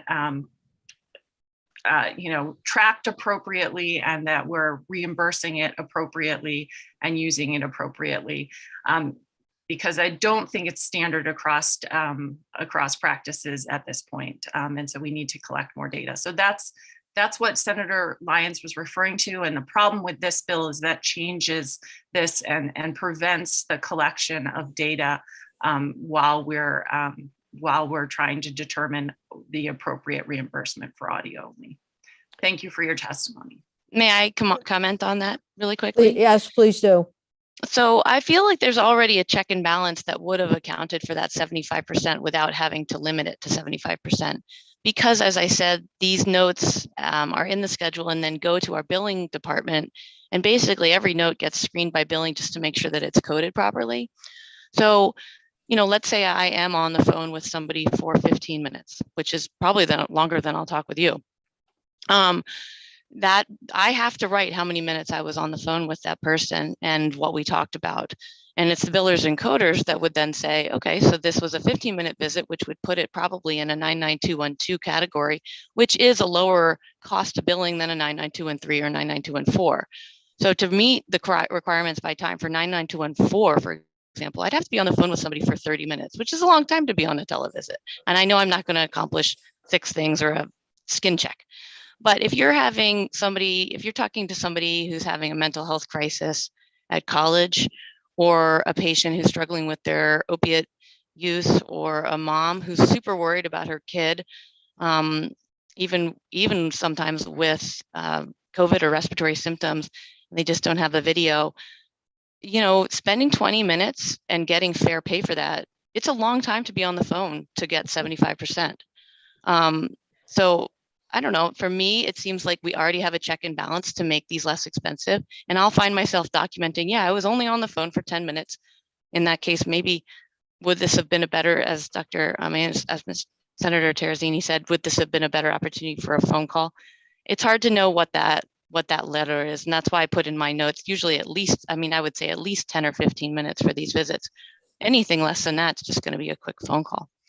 So anyway, my point is that I feel like because we have billing tiers, there was already a check and balance for having a reduced pay. So this is all based on fee for service. And so thank you. And we'll have to sort out what exactly is happening with the DFR recommendation and use of the 75% for data collection. It's really hard to collect data at one level if you don't have a comparative analysis at something else. So we'll see. We'll have to get information. Any other questions for Dr. Marvin? Okay, I can't tell you enough how much we appreciate your time. I know it's time out of your practice, whether it's audio only or telemed or health or in person. So thank you No, for being here. It's my pleasure, and the patients who are here are benefiting because of your work. So it's completely fine with me anytime you need anything. So I appreciate the opportunity and the questions. Thank you. Thank you very much. Okay, I think given Chuck Starrow's schedule, we'll have him testify at this point, and then we'll move on through our agenda. Thank you for being here. Thank you, Madam Chair and committee members. Chuck Storrow, Leonine Public Affairs, on behalf of MVP Healthcare. I appreciate the opportunity to speak to you this morning. I'd like to address two aspects of S244, one being the reimbursement requirement for audio only services, and the other being the requirement that my client spend at least 12% of its overall spend on primary care. With respect to the audio only issue, I should just mention at the outset that DFR's order took effect on January 1. It requires reimbursement of at least 75% of what would be the reimbursement level for comparable in-person visit. As it stands right now, MVP is reimbursing all types of audio only services at 100% parity with in-person visits, but effective March 1, it's going to decrease that reimbursement level to 75% for healthcare services, but it's going to keep it at 100% for mental health services. And the thinking is basically it comes down to a value proposition in terms of the clinical value of audio only services. With respect to mental health services, it's MVP's judgment that, an audio only consultation or visit is just as clinically effective and appropriate as an in-person, but that with respect to medical services, there is a differential in the fact that, with an in-person visit, a provider can take somebody's blood pressure, take their temperature, monitor their heart rate, look at their skin, provide services that are just not capable of being done in the context of audio only, and that therefore it isn't appropriate in terms of a value proposition to reimburse for audio only services at par as what would be the case for an in-person visit. Having said that, audio only definitely has its advantages. It provides good access, and so that it's not necessarily always a bad thing to do it. In fact, it's a good thing in a lot of respects. So we're trying to juggle all these competing tensions, and that's why the company came up with that differential. And it is early in the stage, in the advent of audio only services. And so just echoing what Senator Hardy said, we feel like it's more appropriate to sort of feel our way along on this as opposed to, come up with a one size fits all for all time rule regarding the reimbursement level. There is a question of whether it may encourage unnecessary utilization in the sense that, say, for instance, you have an audio only consultation that gets billed at the same rate as an in-person visitation, but it just results in the person having to go in for that in-person visitation anyways. So basically you've got two episodes that need to be reimbursed where it's, it really could have probably been done with just one. So it's a fluid situation, and we would urge the committee not to adopt a one size fits all rule, and just allow the whole healthcare sector to sort of feel its way along on this issue. With respect to the 12%, spend 12% of your overall spend on primary care, MVP certainly recognizes the value of primary care in terms of it providing access to healthcare services, in terms of, reducing future costs. There's certainly primary care is a very important part of the healthcare sector in Vermont. The conundrum that we see with this requirement, though, is that the bill provides that there should be no increase in premium.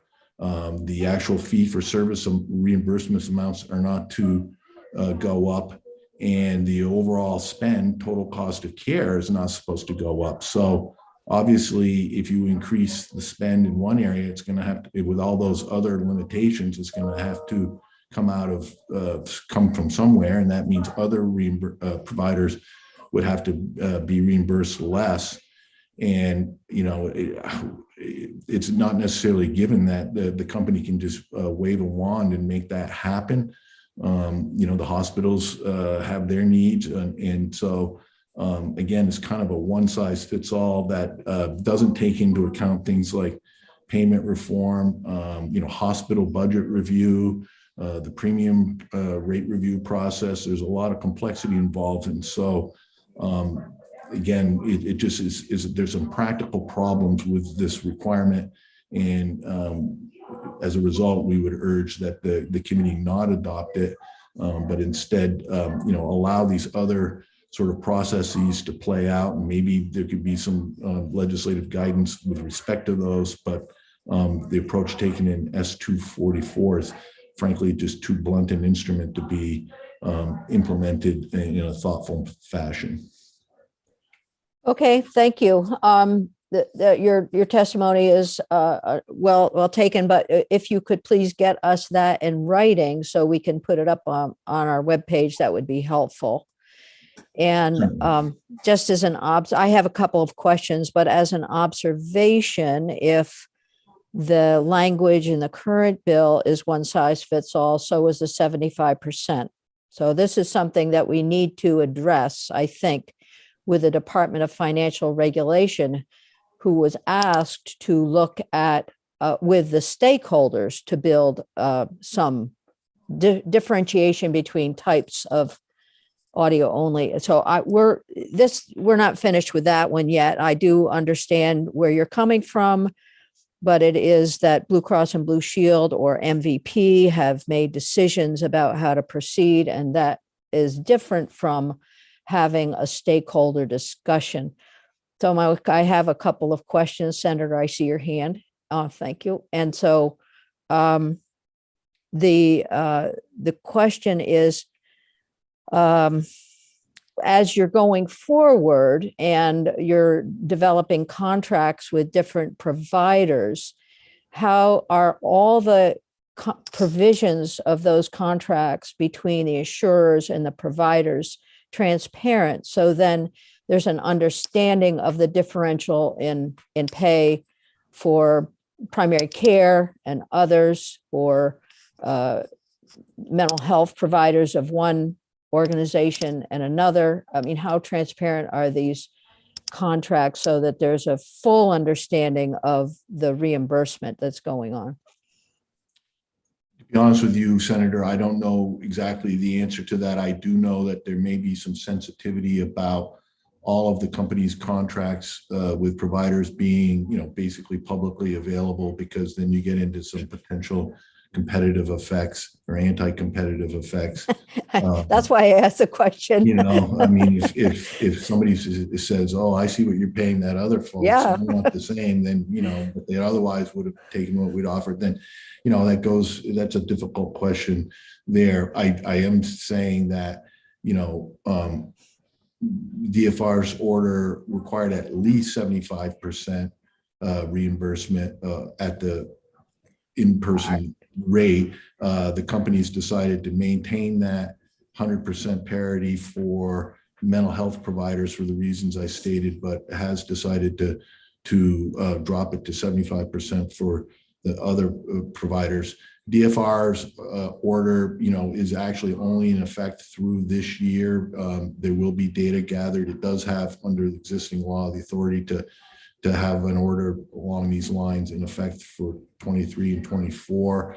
It purposely decided to limit this initial order to just 2022 in order to. Yeah, we get that part. I'm just going to ask so- you, let me ask you another question. I'm going to interrupt you because we understand all of that piece. Okay. But so the question is then, Blue Cross and Blue Shield has made the decision. I'm sorry, MVP has made the decision. And I'm sure other large insurers have made similar decisions around how to cover certain audio only calls. And but what do we have for a basis of comparison? So you said that this might cause, if we went to 100%, it might exacerbate problems and cause too many audio only. The question I have is, what do we have prior to that? And will it decrease access for patients? So I don't know that you can answer this question right now, but it is a question I think is important for us to understand. So, and I'll just leave it at that and allow for you to maybe get back to us about the questions that I've asked. And because we need to move on in testimony, but Senator Hardy has a quick question. Well, Madam Chair, I just would like to point out that I think Mr. Storrow is actually underscoring the fact that they're not using a one size fits all. And they made a distinction between mental health visits and medical visits for audio only, and the reimbursement for those.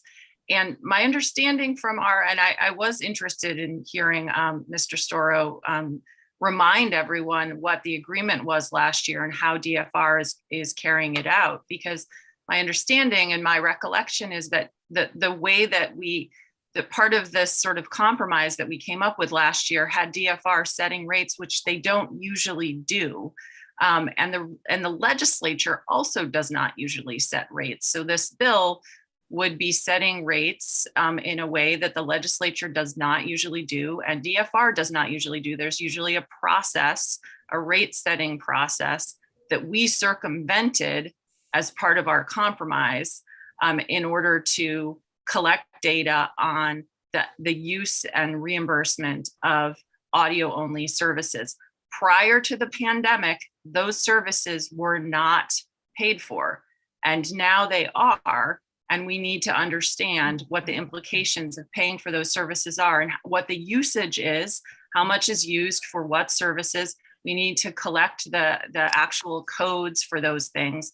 And so until we have that data, we're not going to understand all of the nuances of the use, and we're not going to understand who's using it and how they're using it, which I think is really important, because there are some questions about health equity and access and who is using the audio only and whether or not it's appropriately used.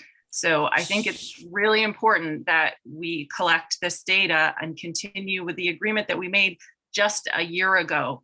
It's not a permanent thing. It's just during a period where we're trying to understand this new use better.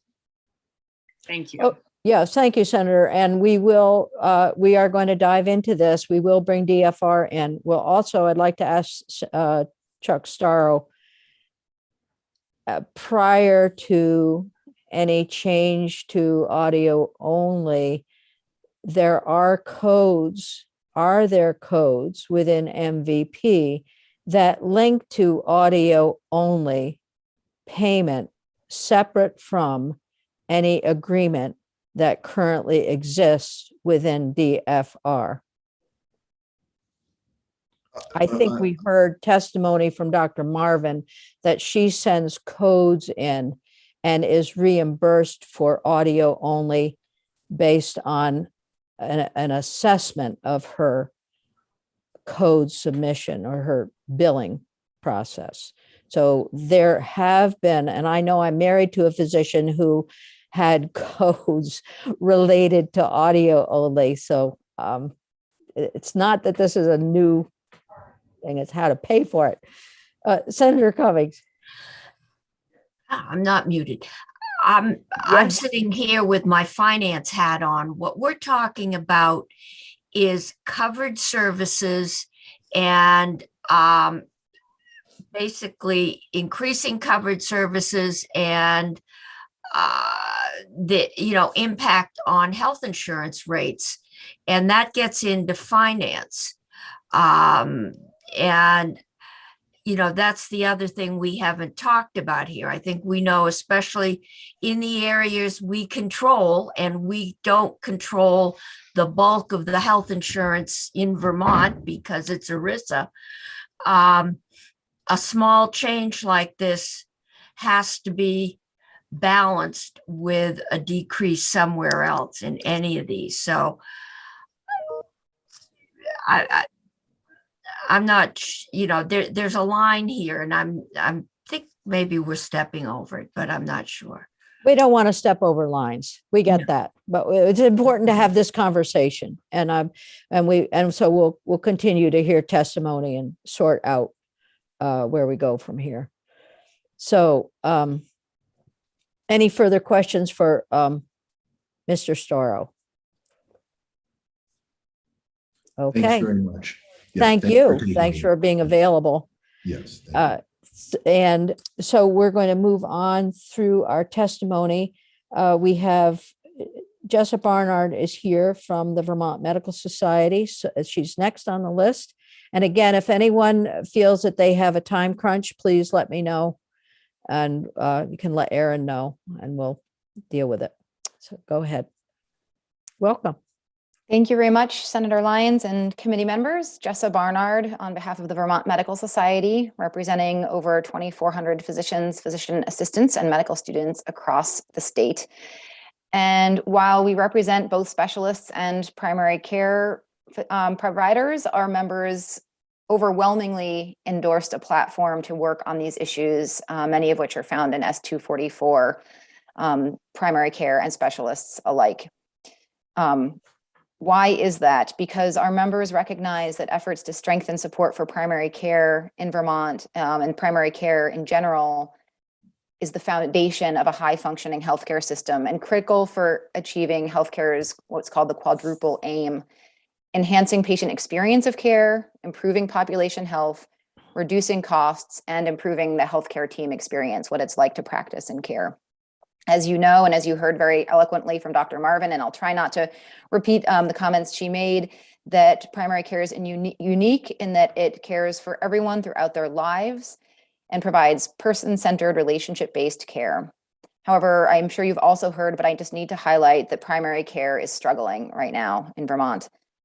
Numerous reports have highlighted the workforce challenges facing primary care, from an aging workforce to an increased cost of medical education, to frozen federal dollars, and to burnout among existing clinicians. And this data is from before the pandemic exacerbated some of these issues, but Vermont's experienced a fairly significant decline in primary care FTEs between 2008 and 2018. 31% of primary care physicians are over age 60. 15% are planning to retire or reduce their hours within 12 months. And I'm sure you all have constituents who are struggling to find primary care providers. When they retire, they cannot find replacements, or they are putting off retirement until they can find replacements, and they're really worried about who's going to care for their patients going forward. So all of the portions of this bill work together to strengthen our primary care system in Vermont, and that's why we support all of the sections of the bill.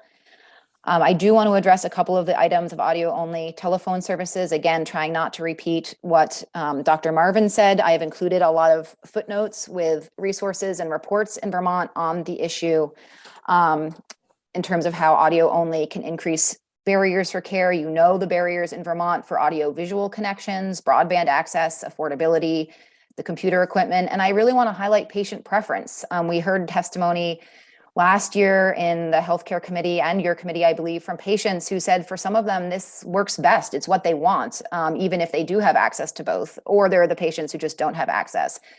And I also want to address the point, Vermont actually does set the rate for audiovisual telehealth services in state statute at 100%. So really, I think the committee needs to look at not just how these compare to in-person visits, but how these compare to audiovisual telehealth visits. You can't take a blood pressure over Zoom either. Yet we've determined as a state that there are certain services that can be provided in an equivalent way remotely. Research also shows, to the health equity point, that those who lack the digital access to audiovisual telehealth and who use phone tend to be lower socioeconomic status, 85 years or older, and communities of color. And of course, we're not saying they should have optimal care. Again, we're talking about for the equivalent services. And we're hearing from practices that they are not going to be able to continue to offer services at 75% reimbursement. Some may, some will, but some can't. And so patients will, I think, not have the same access in certain practices. I also want to point out that the state statute that you passed last year mandates coverage only for those services that plans have determined to be medically necessary and clinically appropriate to be offered over the telephone, not all services. Not all phone encounters are billable, and appropriate billing practices, as Katie really nicely outlined, must be followed. So I included the link actually to Blue Cross Blue Shield's new policy. There are only 27 services that are reimbursable using telephone currently. It is not for brief telephone encounters. It is for those that they have determined are clinically appropriate. And Vermont law also requires patient consent. So as Katie said, these are pre-scheduled appointments. The patient knows it's a true appointment, not just a phone call back that they didn't know was going to happen or just to give them lab results. And we know that at least for Vermont healthcare practices currently, not that this may not change long-term, there is not a cost savings to audio-only telephone services over either audio-visual or in-person services. It takes time to determine if audio-only is even appropriate for the visit. You have to get the patient used to connecting that way, talking through the patient concern, documenting the encounter, follow-up time by other staff, unlike being able to do that warm handoff in the office. If another staff member has to help coordinate referrals or prescriptions or other follow-up, that requires another call from another person on the staff. So we fully acknowledge DFR set the order in July at 75%. I do want to highlight one concern of how this is being implemented. DFR did allow flexibility above 75%. You've heard MVP use both the term mental health services and mental health providers that will be at 100%. In reading both the Blue Cross Blue Shield and DFR policies, the way they state it is that it is based on provider type, not based on service. So if we know primary care practices right now are overwhelmed with mental health appointments. They are our spokes in our hub and spoke. They're providing medication assisted treatment. They are providing follow-up on substance use disorder issues, counseling for anxiety, depression, med follow-ups on mental health visits. So even if the payers have determined that mental health services are more valuable at 100%, that is only currently in their policies for mental health providers, not primary care providers providing mental health and substance use disorder services. So at a minimum, I would ask the committee and DFR to look at services, not provider type.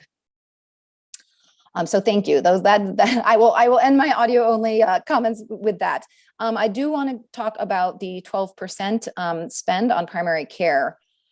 There was a recent 2020 Milbank update on how states are increasing primary care spending, and they summarized statutes that have been implemented in Rhode Island, Oregon, Connecticut, and Pennsylvania that are setting spending targets for investing in primary care. And they conclude that's largely for two reasons. We know that research indicates that countries with health systems that invest more heavily in primary care compare favorably on outcomes, how they're doing. Also, primary care physicians and all primary care providers are among the lowest paid across specialties, making it very difficult to sustain practices and attract new providers. There's an excellent 2021 National Academy of Sciences report on implementing high quality primary care. It's quite long, but there are very good executive summaries, and I have the link there if anybody wants to take a look in more detail. They echo what Katie was highlighting, that across the United States, primary care is under-resourced. It accounts for about 35% of visits, but only receives about 5% of healthcare expenditures nationally. And that the states like Rhode Island and Oregon that have set spending targets did achieve that did achieve that distribution change and did not see, as far as I've seen in reports, a huge outcry from other specialties or hospitals or others in terms of the impact on their services. We urge Vermont to follow Rhode Island's and Oregon's lead and to build off of the very detailed work that was done in 2019 with a report filed in 2020 by DEVA and the Green Mountain Care Board that assessed where Vermont was in this target. You may recall that that bill actually started as a bill to hit this 12% target, and that was modified into a report to say, well, hey, let's take a look, where are we before we even can set a benchmark? And the spending varies by payer. And this includes and differs from some other states that have looked at this. They included both claims or fee-for-service and non-fee-for-service payments, because Vermont, we know we want to move to non-fee-for-service payment. We don't want to just focus on where we are with fee-for-service. So again, with looking at 2018 data, we were at 9.2% for commercial payers, 24% for Medicaid, and 6.5% for Medicare. And that's 10.2% overall across payers. And this was a couple of years ago. So maybe we're doing better. And I would really, to Katie's point, say to get from 10% to 12%, we're not asking for a huge transformation. This is incremental change towards investing in our primary care system. So, Chuck was correct. The bill asks for it to not be by increasing fee for service or by not increasing overall premium. So what would this mean? This could mean investing in programs like the Blueprint for Health. So we actually think this dovetails very well with the work your committee is doing in S285. So these could be strengthening the payers' commitments to the Blueprint for Health, the community health teams, the spoke programs, women's health initiatives, or other value-based payments. So it complements very well Vermont's work under the ACO and in 285 to strengthen the Blueprint. We would be open to the committee looking at, do you want to add some parameters around how payers can accomplish those increases? For example, would you want to direct it to the Blueprint or other statewide programs that invest in primary care practice support and redesign like the ACO? I do want to mention there's the section of the bill that asks DEVA to match 100% of Medicare rates within their what's called their RVS fee schedule. This is largely their professional fee schedule for outpatient services. We do support that language. And in fact, the current 2022 budget adjustment and 2023 state budget are working to incorporate that for the 2022 calendar year. Because Medicare at the federal level undertook major revisions to their fee schedule in 2021 to revalue primary care services, by Medicaid matching that Medicare increase, that does result in long needed increases to Medicaid payments for primary care. I do just want to highlight and not go without saying that there have been times when aligning with Medicare actually leads to decreases to primary care reimbursement. It's not a foolproof formula. So for example, over the past several years, that led to reductions in vaccine administration rates or to primary care visit rates. So it's just something that we ask that both DEVA and the committee keep an eye on, that while it's great to have a benchmark, it's not always perfect.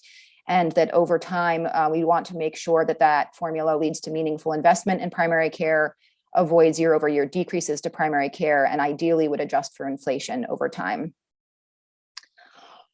Then the final sections of the bill would require a chief clinical officer for primary care at the Green Mountain Care Board. You're well aware of all the Green Mountain Care Board's roles in terms of hospital budgets, health insurance rates, implementing the ACO. And while health reform and a lot of these efforts in Vermont are predicated in part on primary care and prevention, reducing more expensive or avoidable care, it's not always clear how these board levers are moving in that same direction. CMO for primary care could have their eye on and advise the board members regarding how hospital budgets, insurance rates, ACO budgets, and future all-payer model agreements with Medicare move our state towards a primary care and prevention-focused model. The National Academy report that I mentioned earlier finds that implementing a plan for high-quality primary care requires coordinating primary care activities, and cites that Oregon's primary care spend requirement was coupled with the creation of a primary care transformation office in state government, and in part found that that's why their efforts were so effective. Thank you for giving me this time this morning. I know I've gone into a lot of detail, but we believe really strongly that the sections of 244 work together to increase investment in and support for primary care being available over time to serve as the foundation of our healthcare system. And we ask for your support moving it forward. Thank you very much. Thank you. And your testimony is very complete. So I'm going to suggest, unless there's a question of clarification, that we continue to move through with our testimony and hear from folks who are here with us. So any questions for Jessa? And we will, we'll, as we go through the bill, we may ask for clarification or additional information. So thank you for being here. Okay. Terrific. Did you, I've read the Millbank report. Do you have that referenced in your testimony? I know the other one is, but I didn't know if that one was there. I actually reference a recent Millbank sort of commentary that they, but I don't believe I referenced the full Millbank report on primary care spending, but that is referenced in the Green Mountain and Care Board DEVA report. Right. Does build off of the Millbank work. And in fact, I think it may be appended to the Green Mountain Care Board report, but if not, I can also send it to you directly if people would like that again. Either way is fine. That would be great. Yeah. Thank you. Okay. All right. Mary Kate Molman is here from Bi-State Primary Care. Welcome. I think this is the first time you've been in our committee, at least this year. So thanks for being here. And we welcome your testimony on S-244. And I know that we're going to learn a great deal. So thank you. Right So for the record, Mary Kate Molman, I am the Director for Vermont Public Policy for Bi-State Primary Care Association. And first, I want to thank you, Madam Chair, members of the committee, for your continued support of primary care, the opportunity to discuss S-244 and to provide Bi-State's members' perspective on it. Just a little background about Bi-State. Bi-State Primary Care Association is a nonprofit organization that was established in 1986 to advance access to comprehensive primary care and preventive services, regardless of insurance status or ability to pay. Bi-State currently represents 28 member organizations across both Vermont and New Hampshire. Our members include federally qualified health centers, Vermont free and referral clinics, area health education center programs, those are our AHECs, and Planned Parenthood of Northern New England. Robust primary care is essential to transforming the health system in Vermont. You've seen that in the reports. There have been a number of federal demonstrations focusing and trying to boost primary care. FQHCs in Vermont serve 1 in 4 Vermonters, and they are an important part of this primary care foundation in the state. However, FQHCs continue to offer, or for FQHCs to continue to offer the level of service they currently provide and to serve as part of the transformational role, funding needs to, at a minimum, cover the cost of care. This bill, S-244, takes an important step in that direction. Core to primary care's role is improving population health, coordinating care across multiple health and community partners, and treating the whole person by including the social factors that affect their well-being. Bi-State members serve this role for all Vermonters, but especially for uninsured, underinsured, and vulnerable populations. For example, FQHCs offer sliding fee scales based on income and family size. Health centers also integrate mental health services, substance use disorder treatment, and oral health services along with primary care. Planned Parenthood offers access to critical family planning and reproductive health services, and the free clinics, which are funded by state grants, do not have any cost-sharing barriers to care. These clinics, along with referral clinics, act as an important entry point to the healthcare system, including connecting Vermonters to primary care homes. FQHCs have been leaders in addressing social determinants of health. I toured our member sites when I first joined the Bi-State team and saw shelves and waiting rooms filled with food, baby diapers, and other supplies available to anyone at no cost. Many of our members are working to address food insecurity by providing supermarket gift cards, running a grocery store, and supporting cooking classes. The Health Resources Service Administration requires that FQHC patients make up over half the membership of an FQHC board of directors. Therefore, governance and leadership of FQHCs have strong commitments to patient-centered care and engaging in their communities. Health centers also have robust relationships with their regional hospitals and designated agencies.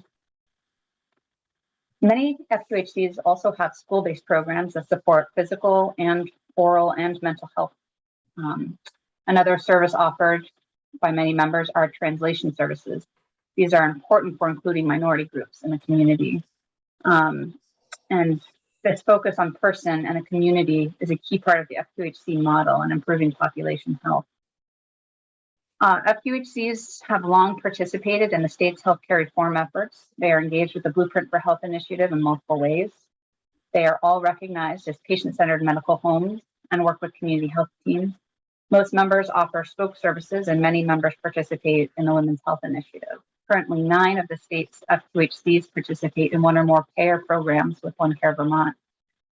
Quality of care is important to by-state members. FQHC must meet HRSA's stringent quality and operation standards to continue their status as an FQHC. They must also meet NCQA to maintain their PCMH recognition. And our staff works really hard with the Agency of Human Services and Vital to meet the quality and reporting needs of our members.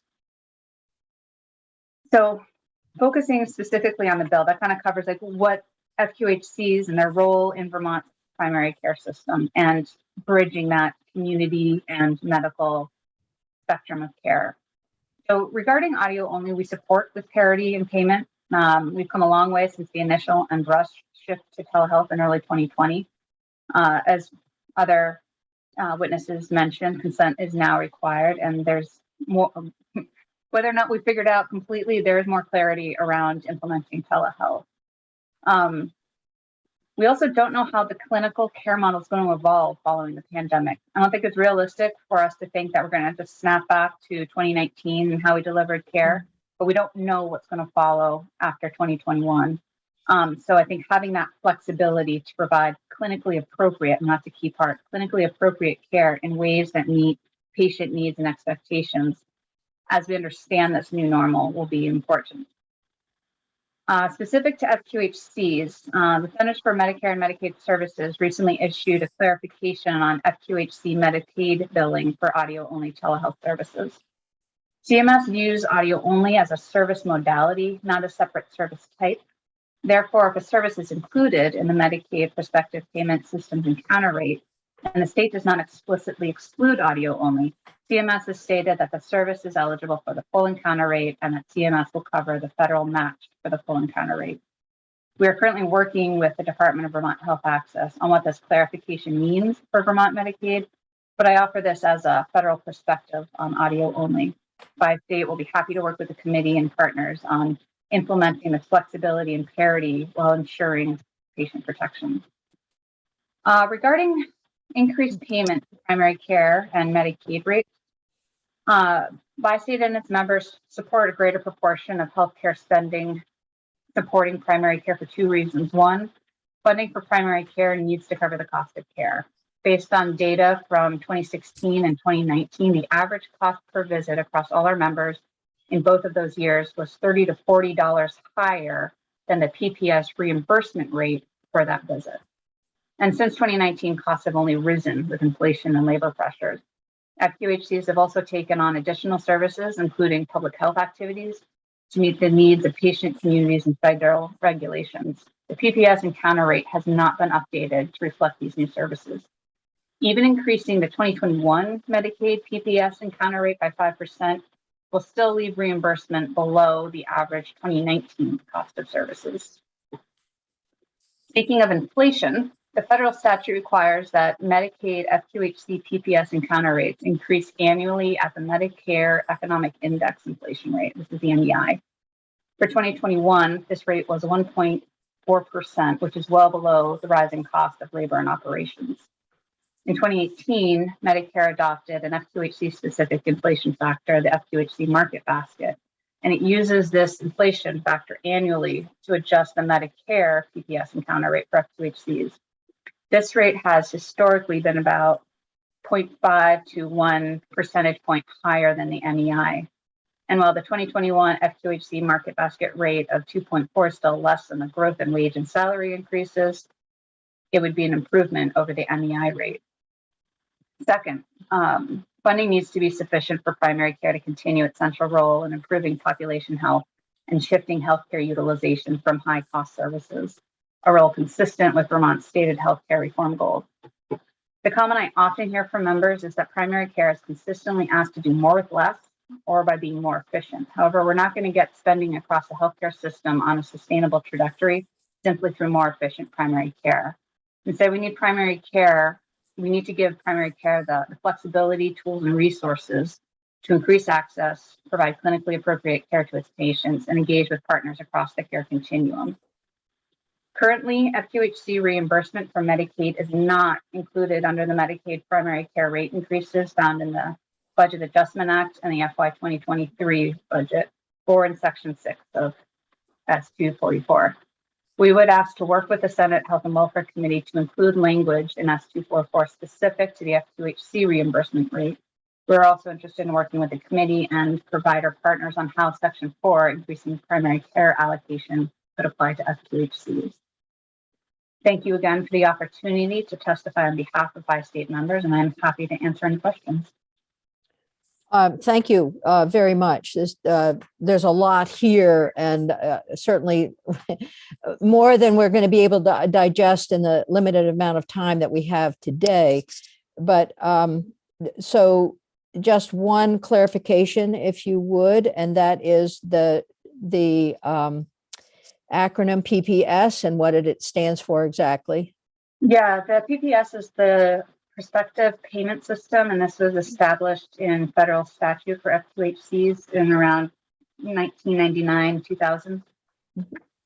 And it covers a number of primary care services in a single bundled rate.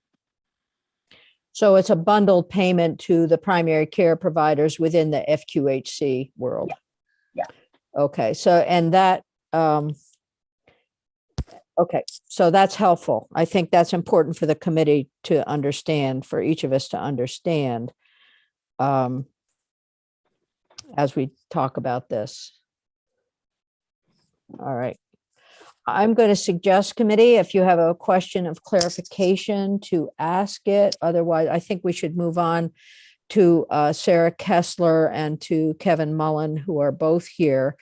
But we have every opportunity as we go through 244 and primary care discussion, blueprint discussion, I know is also part of this, to bring folks back in. So Mary Kate, please stay available to us if you would. Absolutely. All right. Thank you so much.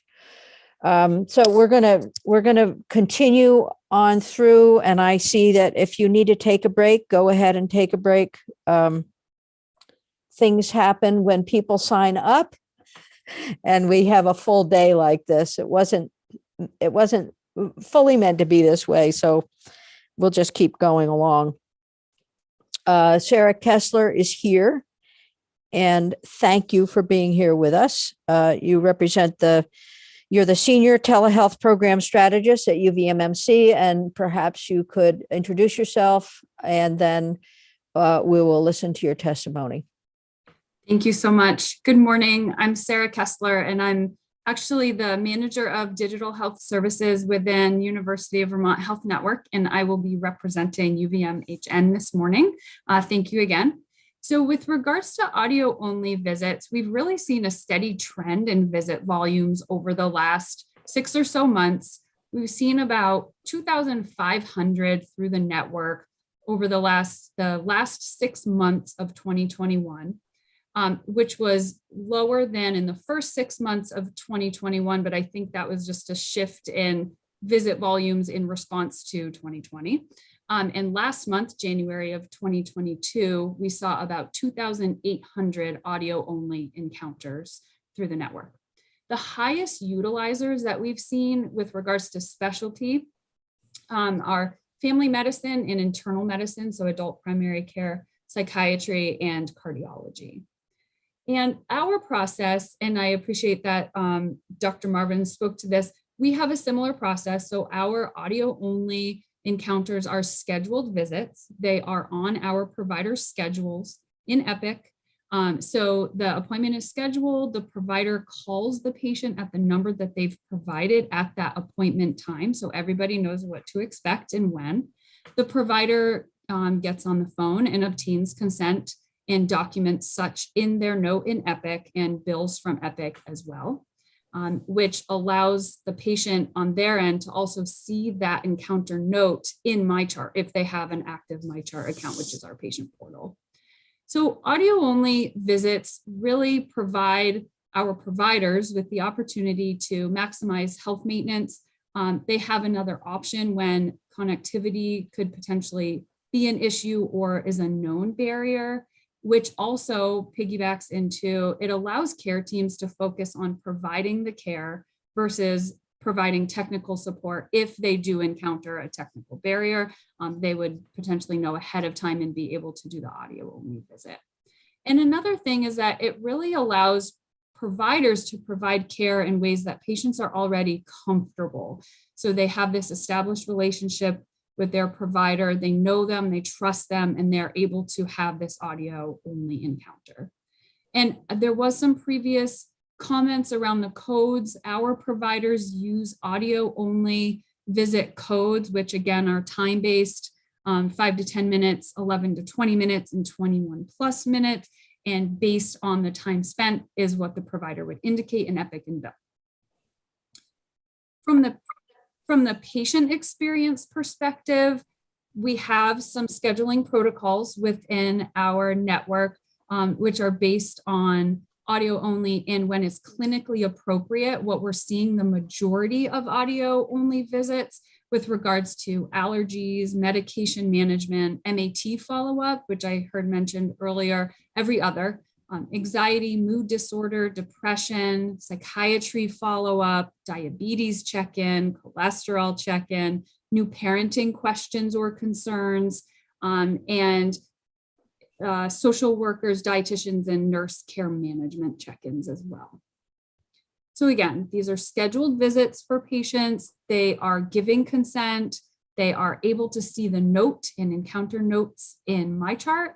And we're also hearing from patients that these visits really fit easier into their day-to-day schedules, especially when it comes to work, travel, childcare, cost associated with any of those things. And we send out Press Ganey surveys to a subset of our patients with all different encounter types, and audio only are included in that. So I'd like to share a couple of patient quotes that resonated with me and our care providers this morning.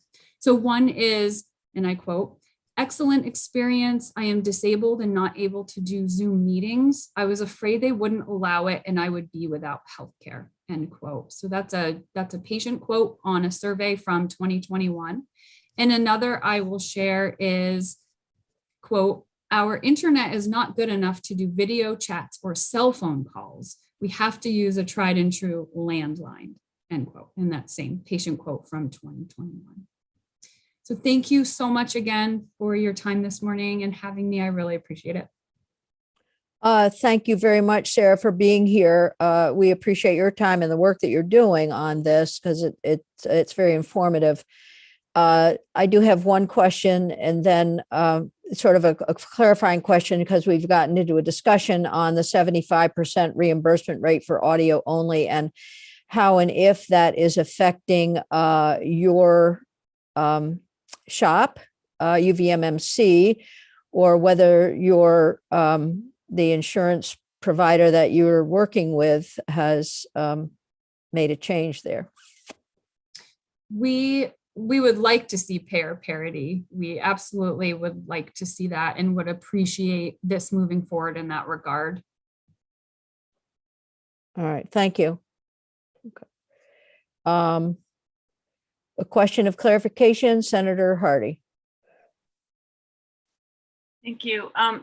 Ms. Kessler, on your testimony, you provide a patient quote that says, "When only going over lab results, the phone visits are great," which is completely contradictory to what we've just heard, that these visits are not for just providing lab results, which is the experience that I actually had myself, being charged for something that previously I wouldn't have been charged for. And your testimony proves that UVMMC is charging for things that previously they wouldn't be charging for just delivering lab results to patients via the phone.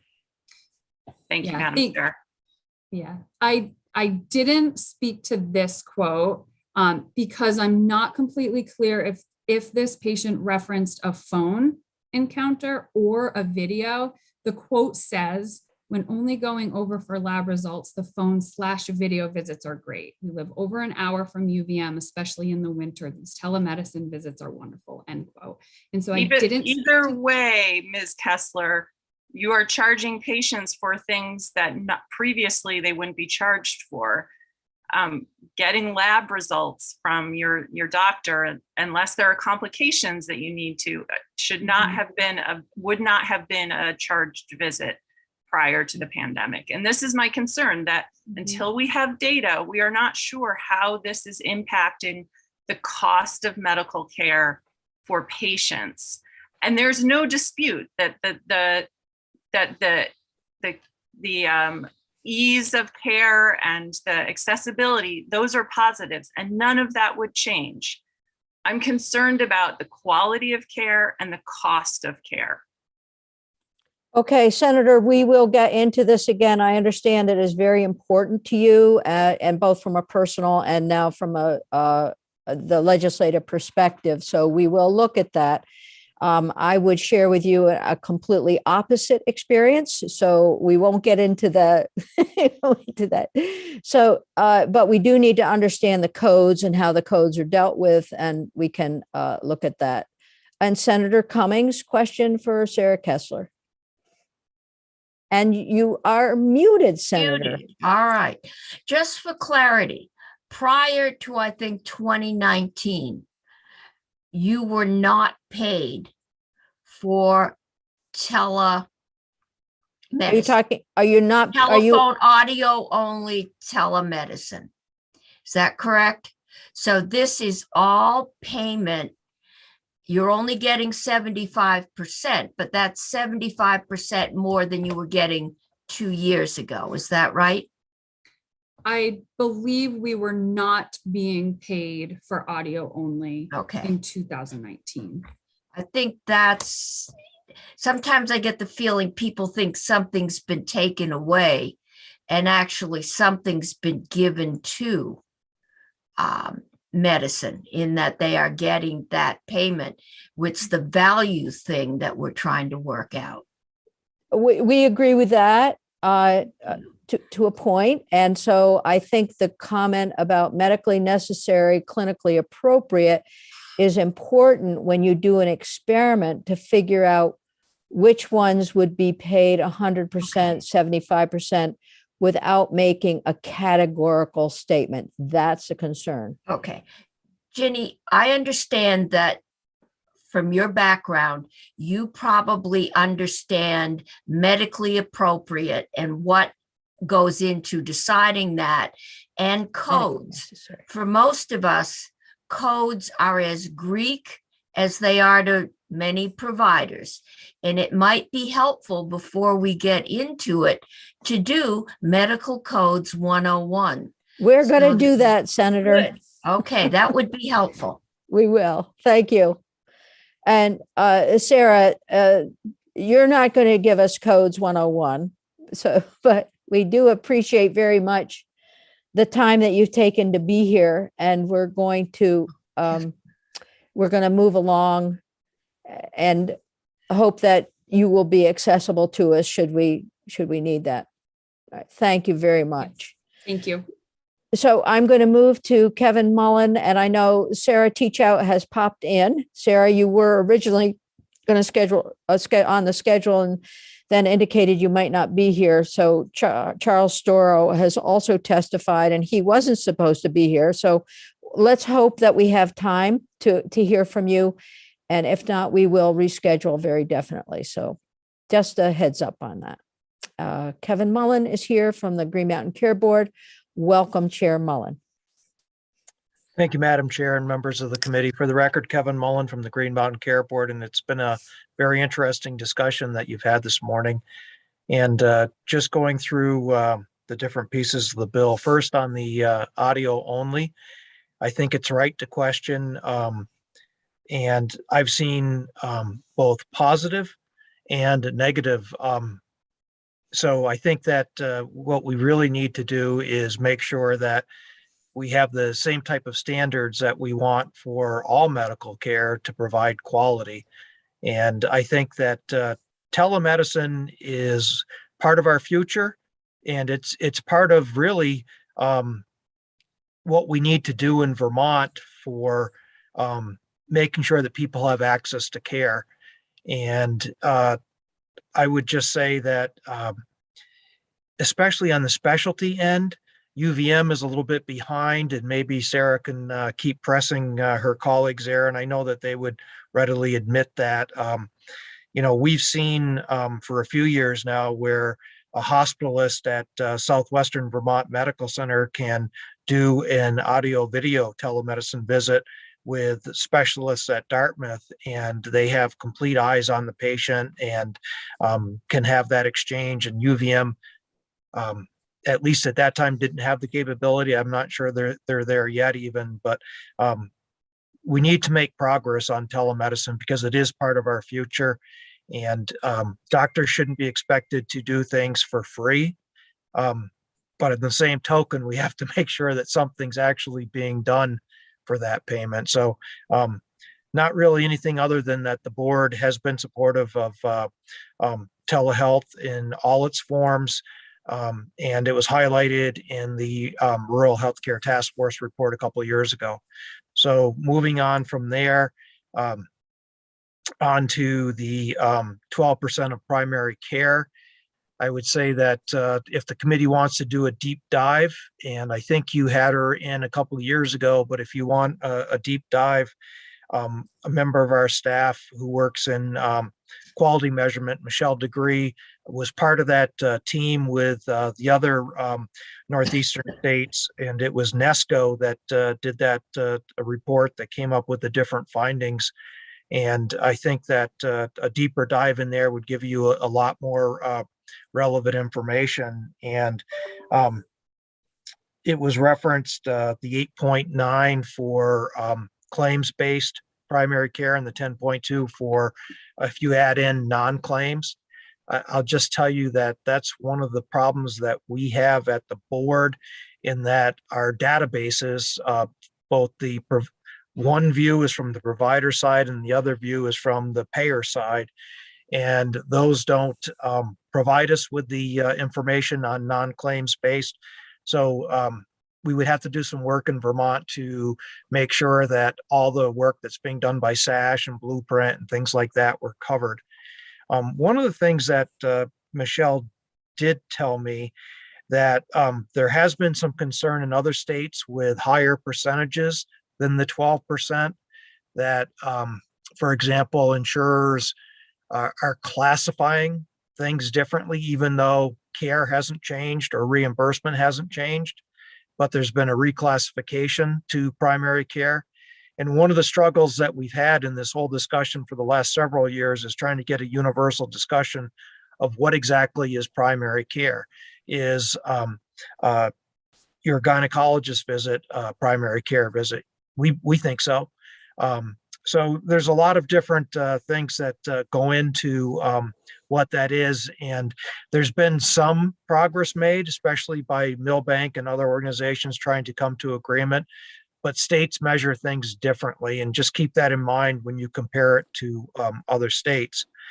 As far as here in Vermont, the one thing that you should do is congratulate yourselves and DEVA for being the leader in the Northeast as far as the primary care spend on Medicaid. That doesn't mean that there can't be more done. And just because somebody else is way underpaying doesn't make it right that you're paying more than them. But just keep in mind, you're doing a lot better than your peers in the other states. Where Vermont does really, really badly is the Medicare.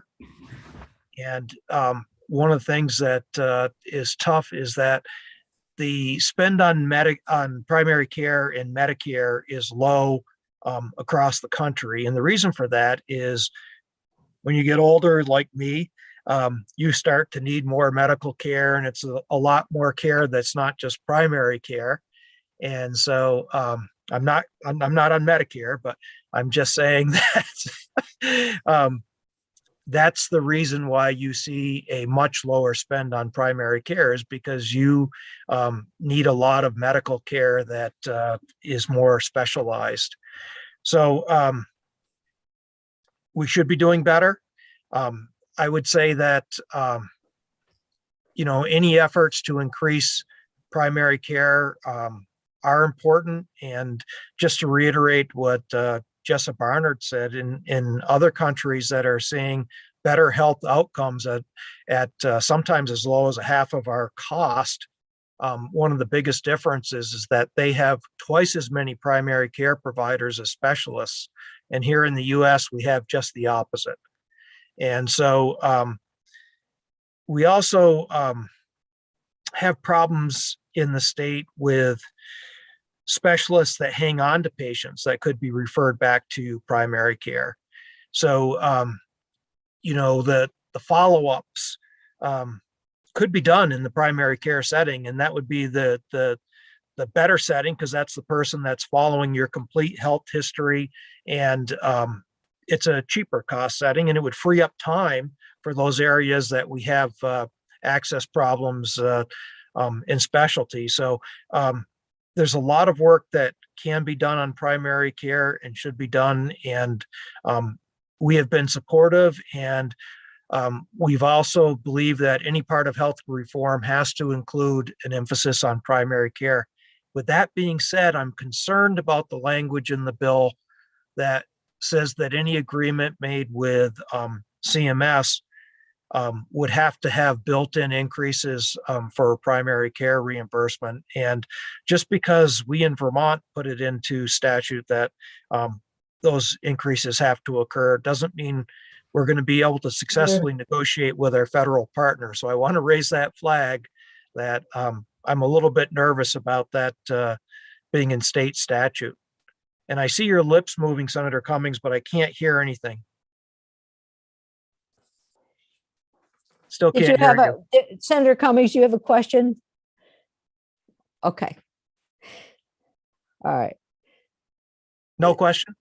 Now, are you, she does not have a question. I'm just asking if you're finished or you want to keep going. Oh, no, I want to keep going. It's just Yes, that she please. thumbed up the whole picture and her lips were moving and I couldn't hear anything. So I just wanted to make sure I just didn't keep going. And so that's my concern about that piece.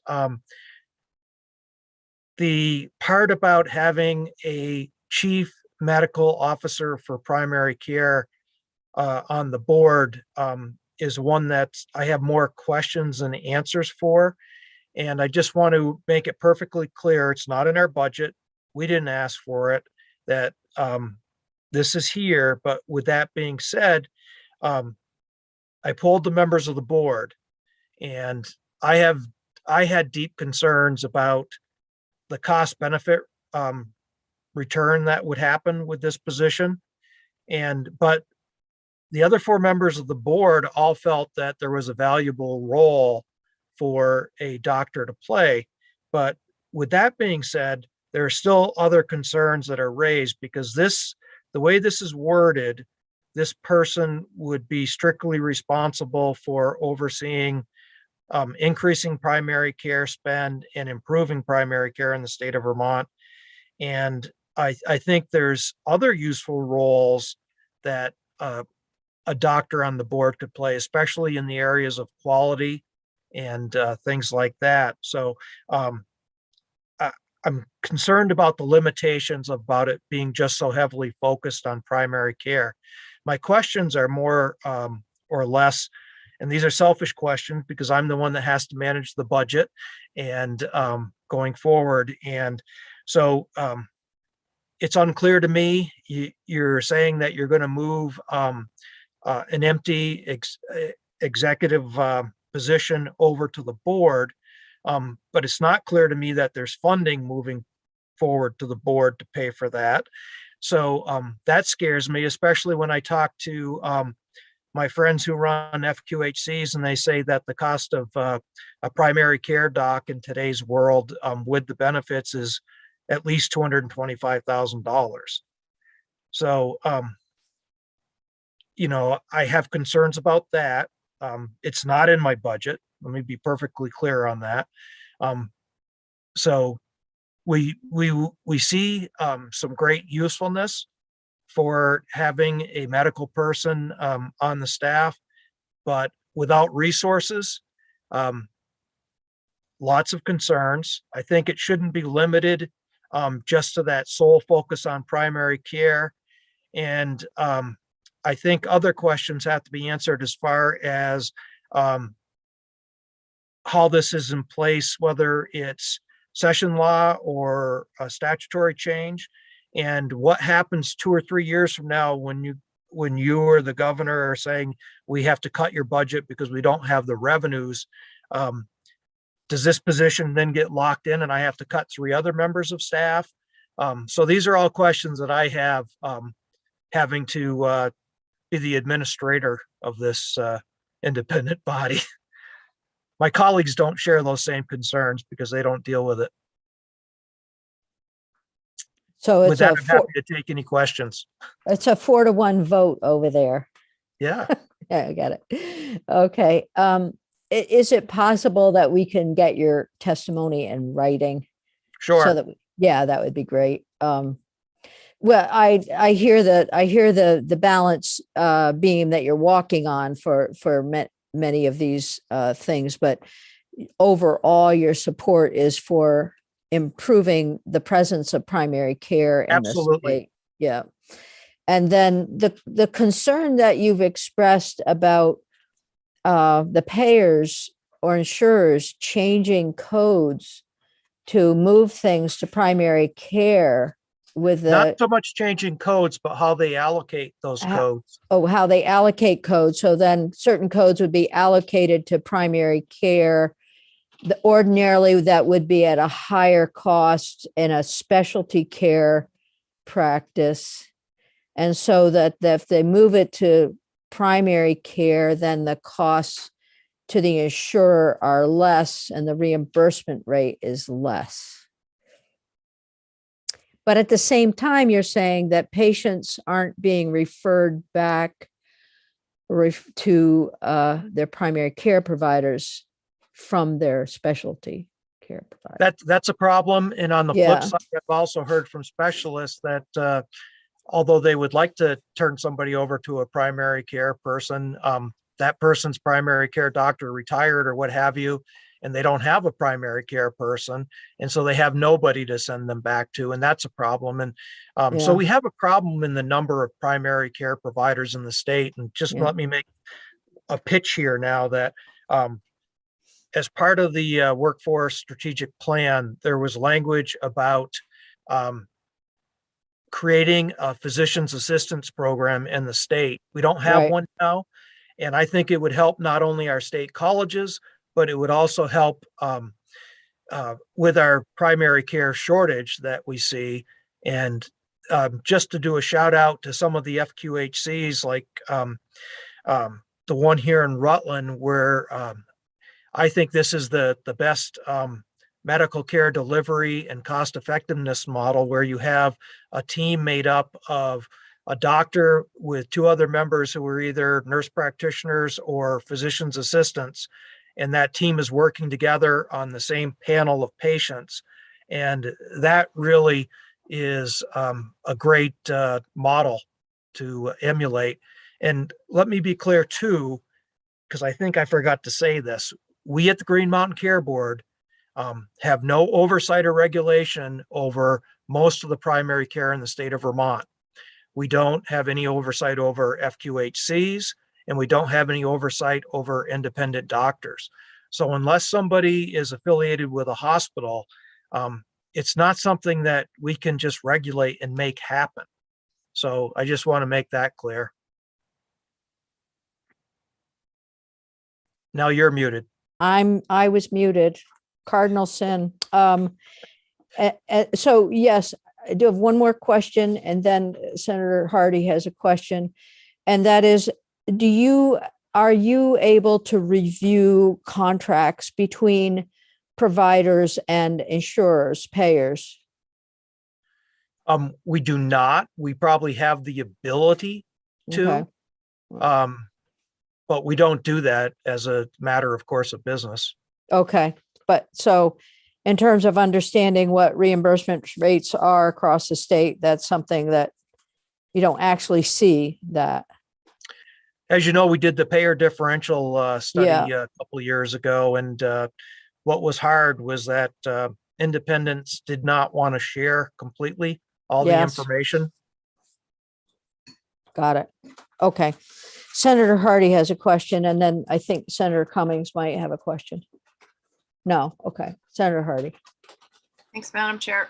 Thanks, Mr. Mullen. Nice to see you. And just a clarification, because as you were talking about this position, a couple times you said on the board and a couple times you said on the staff. And I think the way it's drafted is this is a position that would be on staff, not a member of the board. Is that your understanding as well, the way it's drafted? So I consider all members of staff to be part of the Green Mountain Care Board as the organization. I wasn't referring to it, the person being a board member. Okay, that just confused me in the way you were talking Sorry about about it. that. It was interchangeable. And wouldn't ironically this take a potential primary care physician out of practice? Would. Which I think we have to be careful that we don't make too many people administrators or consultants or whatever. We see that in a lot of places. And, you know, taking our, for example, I see this in education all the time. We take our best teachers and make them administrators, and then they're not in the classroom anymore. And so that's, I mean, this is just one position, but just overall. But then again, it could be put into statute as a part-time position or through a consulting contract, and that would allow them to still practice. So these are the questions that I have really for you as legislators. Exactly what it is that you're expecting. Are you expecting a full-time position? Are you expecting a part-time position? Yeah, I agree that it's vague. The other question I had was about the 12%. And you make the point that often when you put in targets like this in any area, people just sort of shift around what they're already doing in order to meet the target, and it doesn't actually change reality, it just changes the data. We see this all the time. This happens in education data as well, and healthcare data. And I'm wondering, from your perspective, I believe the 12% was come up with from some study, perhaps by Milbank, I'm not sure, but is 12% the right percent? And do you know where it came from? So I do not, but I'm sure that Michelle Degree from our staff would be able to answer that question. And as I said earlier, I think she would be a valuable person for you to hear from, since she actually was part of that NESCO committee that did the study. And my gut tells me it probably should be higher than 12%. Yeah. And but that was the goal that Rhode Island set. So I know for certain that Rhode Island set that as their goal, but how they came to setting that, I can't say. Okay. I'd just like to know the basis for that and whether it's relevant for Vermont, and how do we prevent the sort of data shift that we all know is going to happen. So yeah. So All right. Michelle is clearly listening, because she just texted me and said that it was Rhode Island that came up with the 12%. It was, and actually, when I met with one of the Rhode Island regulators who talked about that, but you know, we'll get Michelle in as an expert on this and help us understand some of the data related to the bill itself, and then maybe it's higher. We don't know. Okay, Senator Hooker had her hand up, and then Senator Cummings. I did. I'm just curious, Kevin, you mentioned that, you know, you can't regulate FQHCs and independent docs. Do you have a percentage of the providers that you do regulate as opposed to those that you don't? When it comes to primary care, it's a very small percentage. Okay. And the reason for that is, for example, where we are in Rutland, there was a conscious decision made to have the primary care for the most part. There's still a couple of independents, but you can count them on your fingers. But practically all primary care is through the FQHC, and that's because there were greater resources coming with that designation by the federal government. And so it's really follow the money about why so many primary care docs are under FQHC. Okay. Thanks. Senator Cummings, last question. I would just, when Michelle comes in, it would be helpful to know what the impact has been in Rhode Island. I mean, just spending 12% more or switched doesn't mean that they got better health outcomes. So I think that would be helpful to know. Yeah, she Good. can call Good. her, Yeah, go ahead. contemporaries down in Rhode Island and get an update. That would be good. My guess, though, Senator Cummings, that the response might be because of the pandemic, we don't have the results that we expected. But Michelle can reach out and we can get that information. Ooh, Okay, I'm gonna, Senator Cummings, does that help you? that helps me. And I just noticed I am chairing money chairs and I'm a minute late. We have one question from Senator Terenzini who had his hand up. So go I ahead, do have to Senator. leave. And we'll be 2 minutes over. It wasn't a question, Senator Lyons. I just wanted to thank Kevin for coming and share a 10-second story that the reason I'm in the Senate today is because there was once a 12-year-old little boy whose political hero was Kevin Mullen. And, I think the world of him. So I'm glad to see him today. That's terrific. You're too kind. Yeah, we're glad both of you are here. So we're going to call it a day. And obviously there are a lot of questions embedded in this. And Sarah, thank you for coming in. We will get you back in as we go through S244 and also H654. So thanks. Okay. And I'll see you tomorrow.